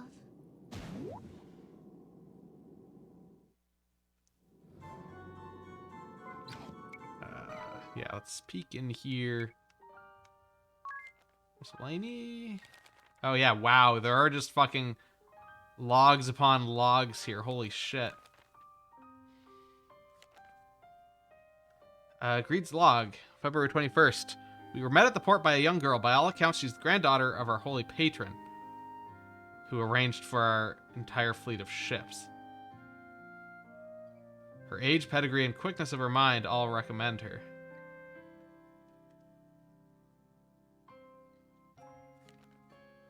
Our orders from the church are to locate, explore, and report on the ancient shrine of legends said to lie in this thick wood. Not all were pleased by my appointment, yet when they heard that I had located the shrine in mere weeks, oh, how the pretty songbirds did change their tunes. It was not divine providence that led us here, nor even the power of the crystals. I knew the location of the ancient shrine before ever we set sail. Founder, the first head of the great Genealogia family, left clear precepts behind him upon his passing. These rules are designed to preserve the family's position and influence among the orthodoxy, or so it would seem. Yet that was not the true purpose of the last edicts we have inherited, and an admonition on how to be an admirable ruler is not all Founder left for his progeny. I decoded the secret messages couched within Founder's final testament. There I discovered the true Founder, and while it took over a dozen years, my preparations now come to bear fruit. The exploratory mission has been approved, and we are sent to discover the ancient shrine. Yeah, so there's actually some plot in here. I'm glad I'm actually reading this, because this does actually seem to be extra plot that covers off some of the questions we've been wondering. I moved the spirit within the girl's body, but it would take us 3 months to move all the abundant riches within the shrine to the shore, and a further 2 months to have it all ready for transport on the ships. The statue of Cahulan alone, which the Orthodoxy wishes to claim for their own treasury, weighs so heavily upon the ship chosen to bear it that it seems likely to sink. It was no sooner than our fleet departed that our young guest fell ill. The girl came down with a sudden fever of unknown origins. Her grandfather, our financier, is against us sailing on and will not be persuaded by me, though I have spent days trying to get him to see reason. I sense that we're being manipulated by some force within the shadows. I made my plea to the church's upper echelon, begging leave to transport the girl and our goods back home, but I fear my enemies struck there as well. The heads of the church, unable or unwilling to give me a direct answer, have decreed that some exorcist be sent out to meet us. Geist, a man popular with the masses, has been tasked with exorcising the evil spirits from the girl. And must we then wait to see the outcome of his ceremony? Is this some compromise meant to appease those of us who wish to set sail while allowing those in power to measure up the ones who would oppose us? Regardless of what the church wants, the winds are beginning to blow once more. Reports tell us that the exorcist Geist, dispatched to us by the Orthodoxy, seems to have set out from a neighboring nation. Thanks to my spies within the church, I can now see clearly what it is my enemies have in mind. It is the one they call the Wise Man who remains so resolutely against our fleet's return home. Those who are hostile to myself are likely colluding with the intellectuals at the Office of Public Health. Their combined influence is not to be underestimated. I may be the leader of the Genealogia family, which has so long stood at the helm of the Crystal Guard, but I know that I am being mocked as being an ambitious man. And the compassionate man who leads our fleet, the very financier who is so distressed about the girl's condition, has been another central figure in the argument over whether to move the girl or not. I suppose our current pope is the one they refer to as the merciful man. And the covetous men? There's no telling how many there are, nor where they are. At any event, both those for and those against moving the girl will be watching Geist's progress with bated breath. A list has been produced of all the parties who cannot be brought to our side. The elders and their ilk, all avowed to their unimpeachable morals, do not even recognize that their desperate desire to remain clean-handed is still a form of desire, of greed. They are nothing more than old fools. They need not be heeded. No, the issue lies with the ones who have no interest in profits, who refuse our temptations, cleaving instead to their own firm principles and ideals. I do not know him personally, but this young Bishop Brave, as well as Norzen, the head of research at the Office of Public Health, they and their fellows do give me cause for concern. I'm ordering a thorough report of their history so that I can determine the proper price to guarantee their assistance. Okay. A letter arrived from the Pope. The rulings come back in our favor. The best possible outcome we could hope for. The Pope has determined that the girl will be removed to Gothladio. Geist had carried on with his holy rites, and none could fault his dedication. I will say that for the man. Despite all our demands that he bring the exorcism to a hasty end, he carried on indifferently, keeping those interfering fools abreast of every detail that his cunning eyes noticed. For I am sure of it, Geist has been reporting to the Wise Man from my homeland. So I began to work upon the covetous men of the nation. Those within the church, those within the Office of Public Health. Every last man with a shred of avarice in him was drawn to our aid. Next, I feigned sympathy with the wise men who were against moving the girl to my homeland.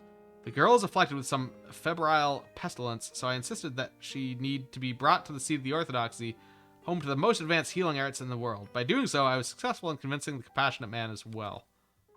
My maneuvering of the covetous men, my careful plans devised from within the Orthodoxy. It was these, as well as the pleas of the compassionate men, and the merciful men acquiescing, which won us our ruling. The ones who lost this day will carry on about what a sinful decision it was, but once we set sail, no one will be able to stop us. Geist, a man who only exists by the grace of the Orthodoxy, looked so very at a loss. He'd been sent out by the church's orders, and now he was forced to cut the ritual short by that same church's orders. He bid the girl a courteous farewell and then turned for home and hearth, as now do I. The fleet, weighed down by our great load, makes slow progress. It's taken us 10 months to reach the Eternal Vortex. The girl is protected by her grandfather, ensconced in a special crafted pleasure boat meant for royalty, cushioned from the vagaries of the waves. What reports do reach us on the ship by helm tell us that she still suffers from high fevers. So did they go down in the Eternal Vortex? Our first landfall was when we pulled in an unscheduled port, weighed down by a great load of balls. Unscheduled port to weather a sudden storm, but we have been able to continue our journey without any further unanticipated stops. We did lose 3 of our ships to pirates who have attacked on 2 separate occasions, but our losses remain relatively light. Okay.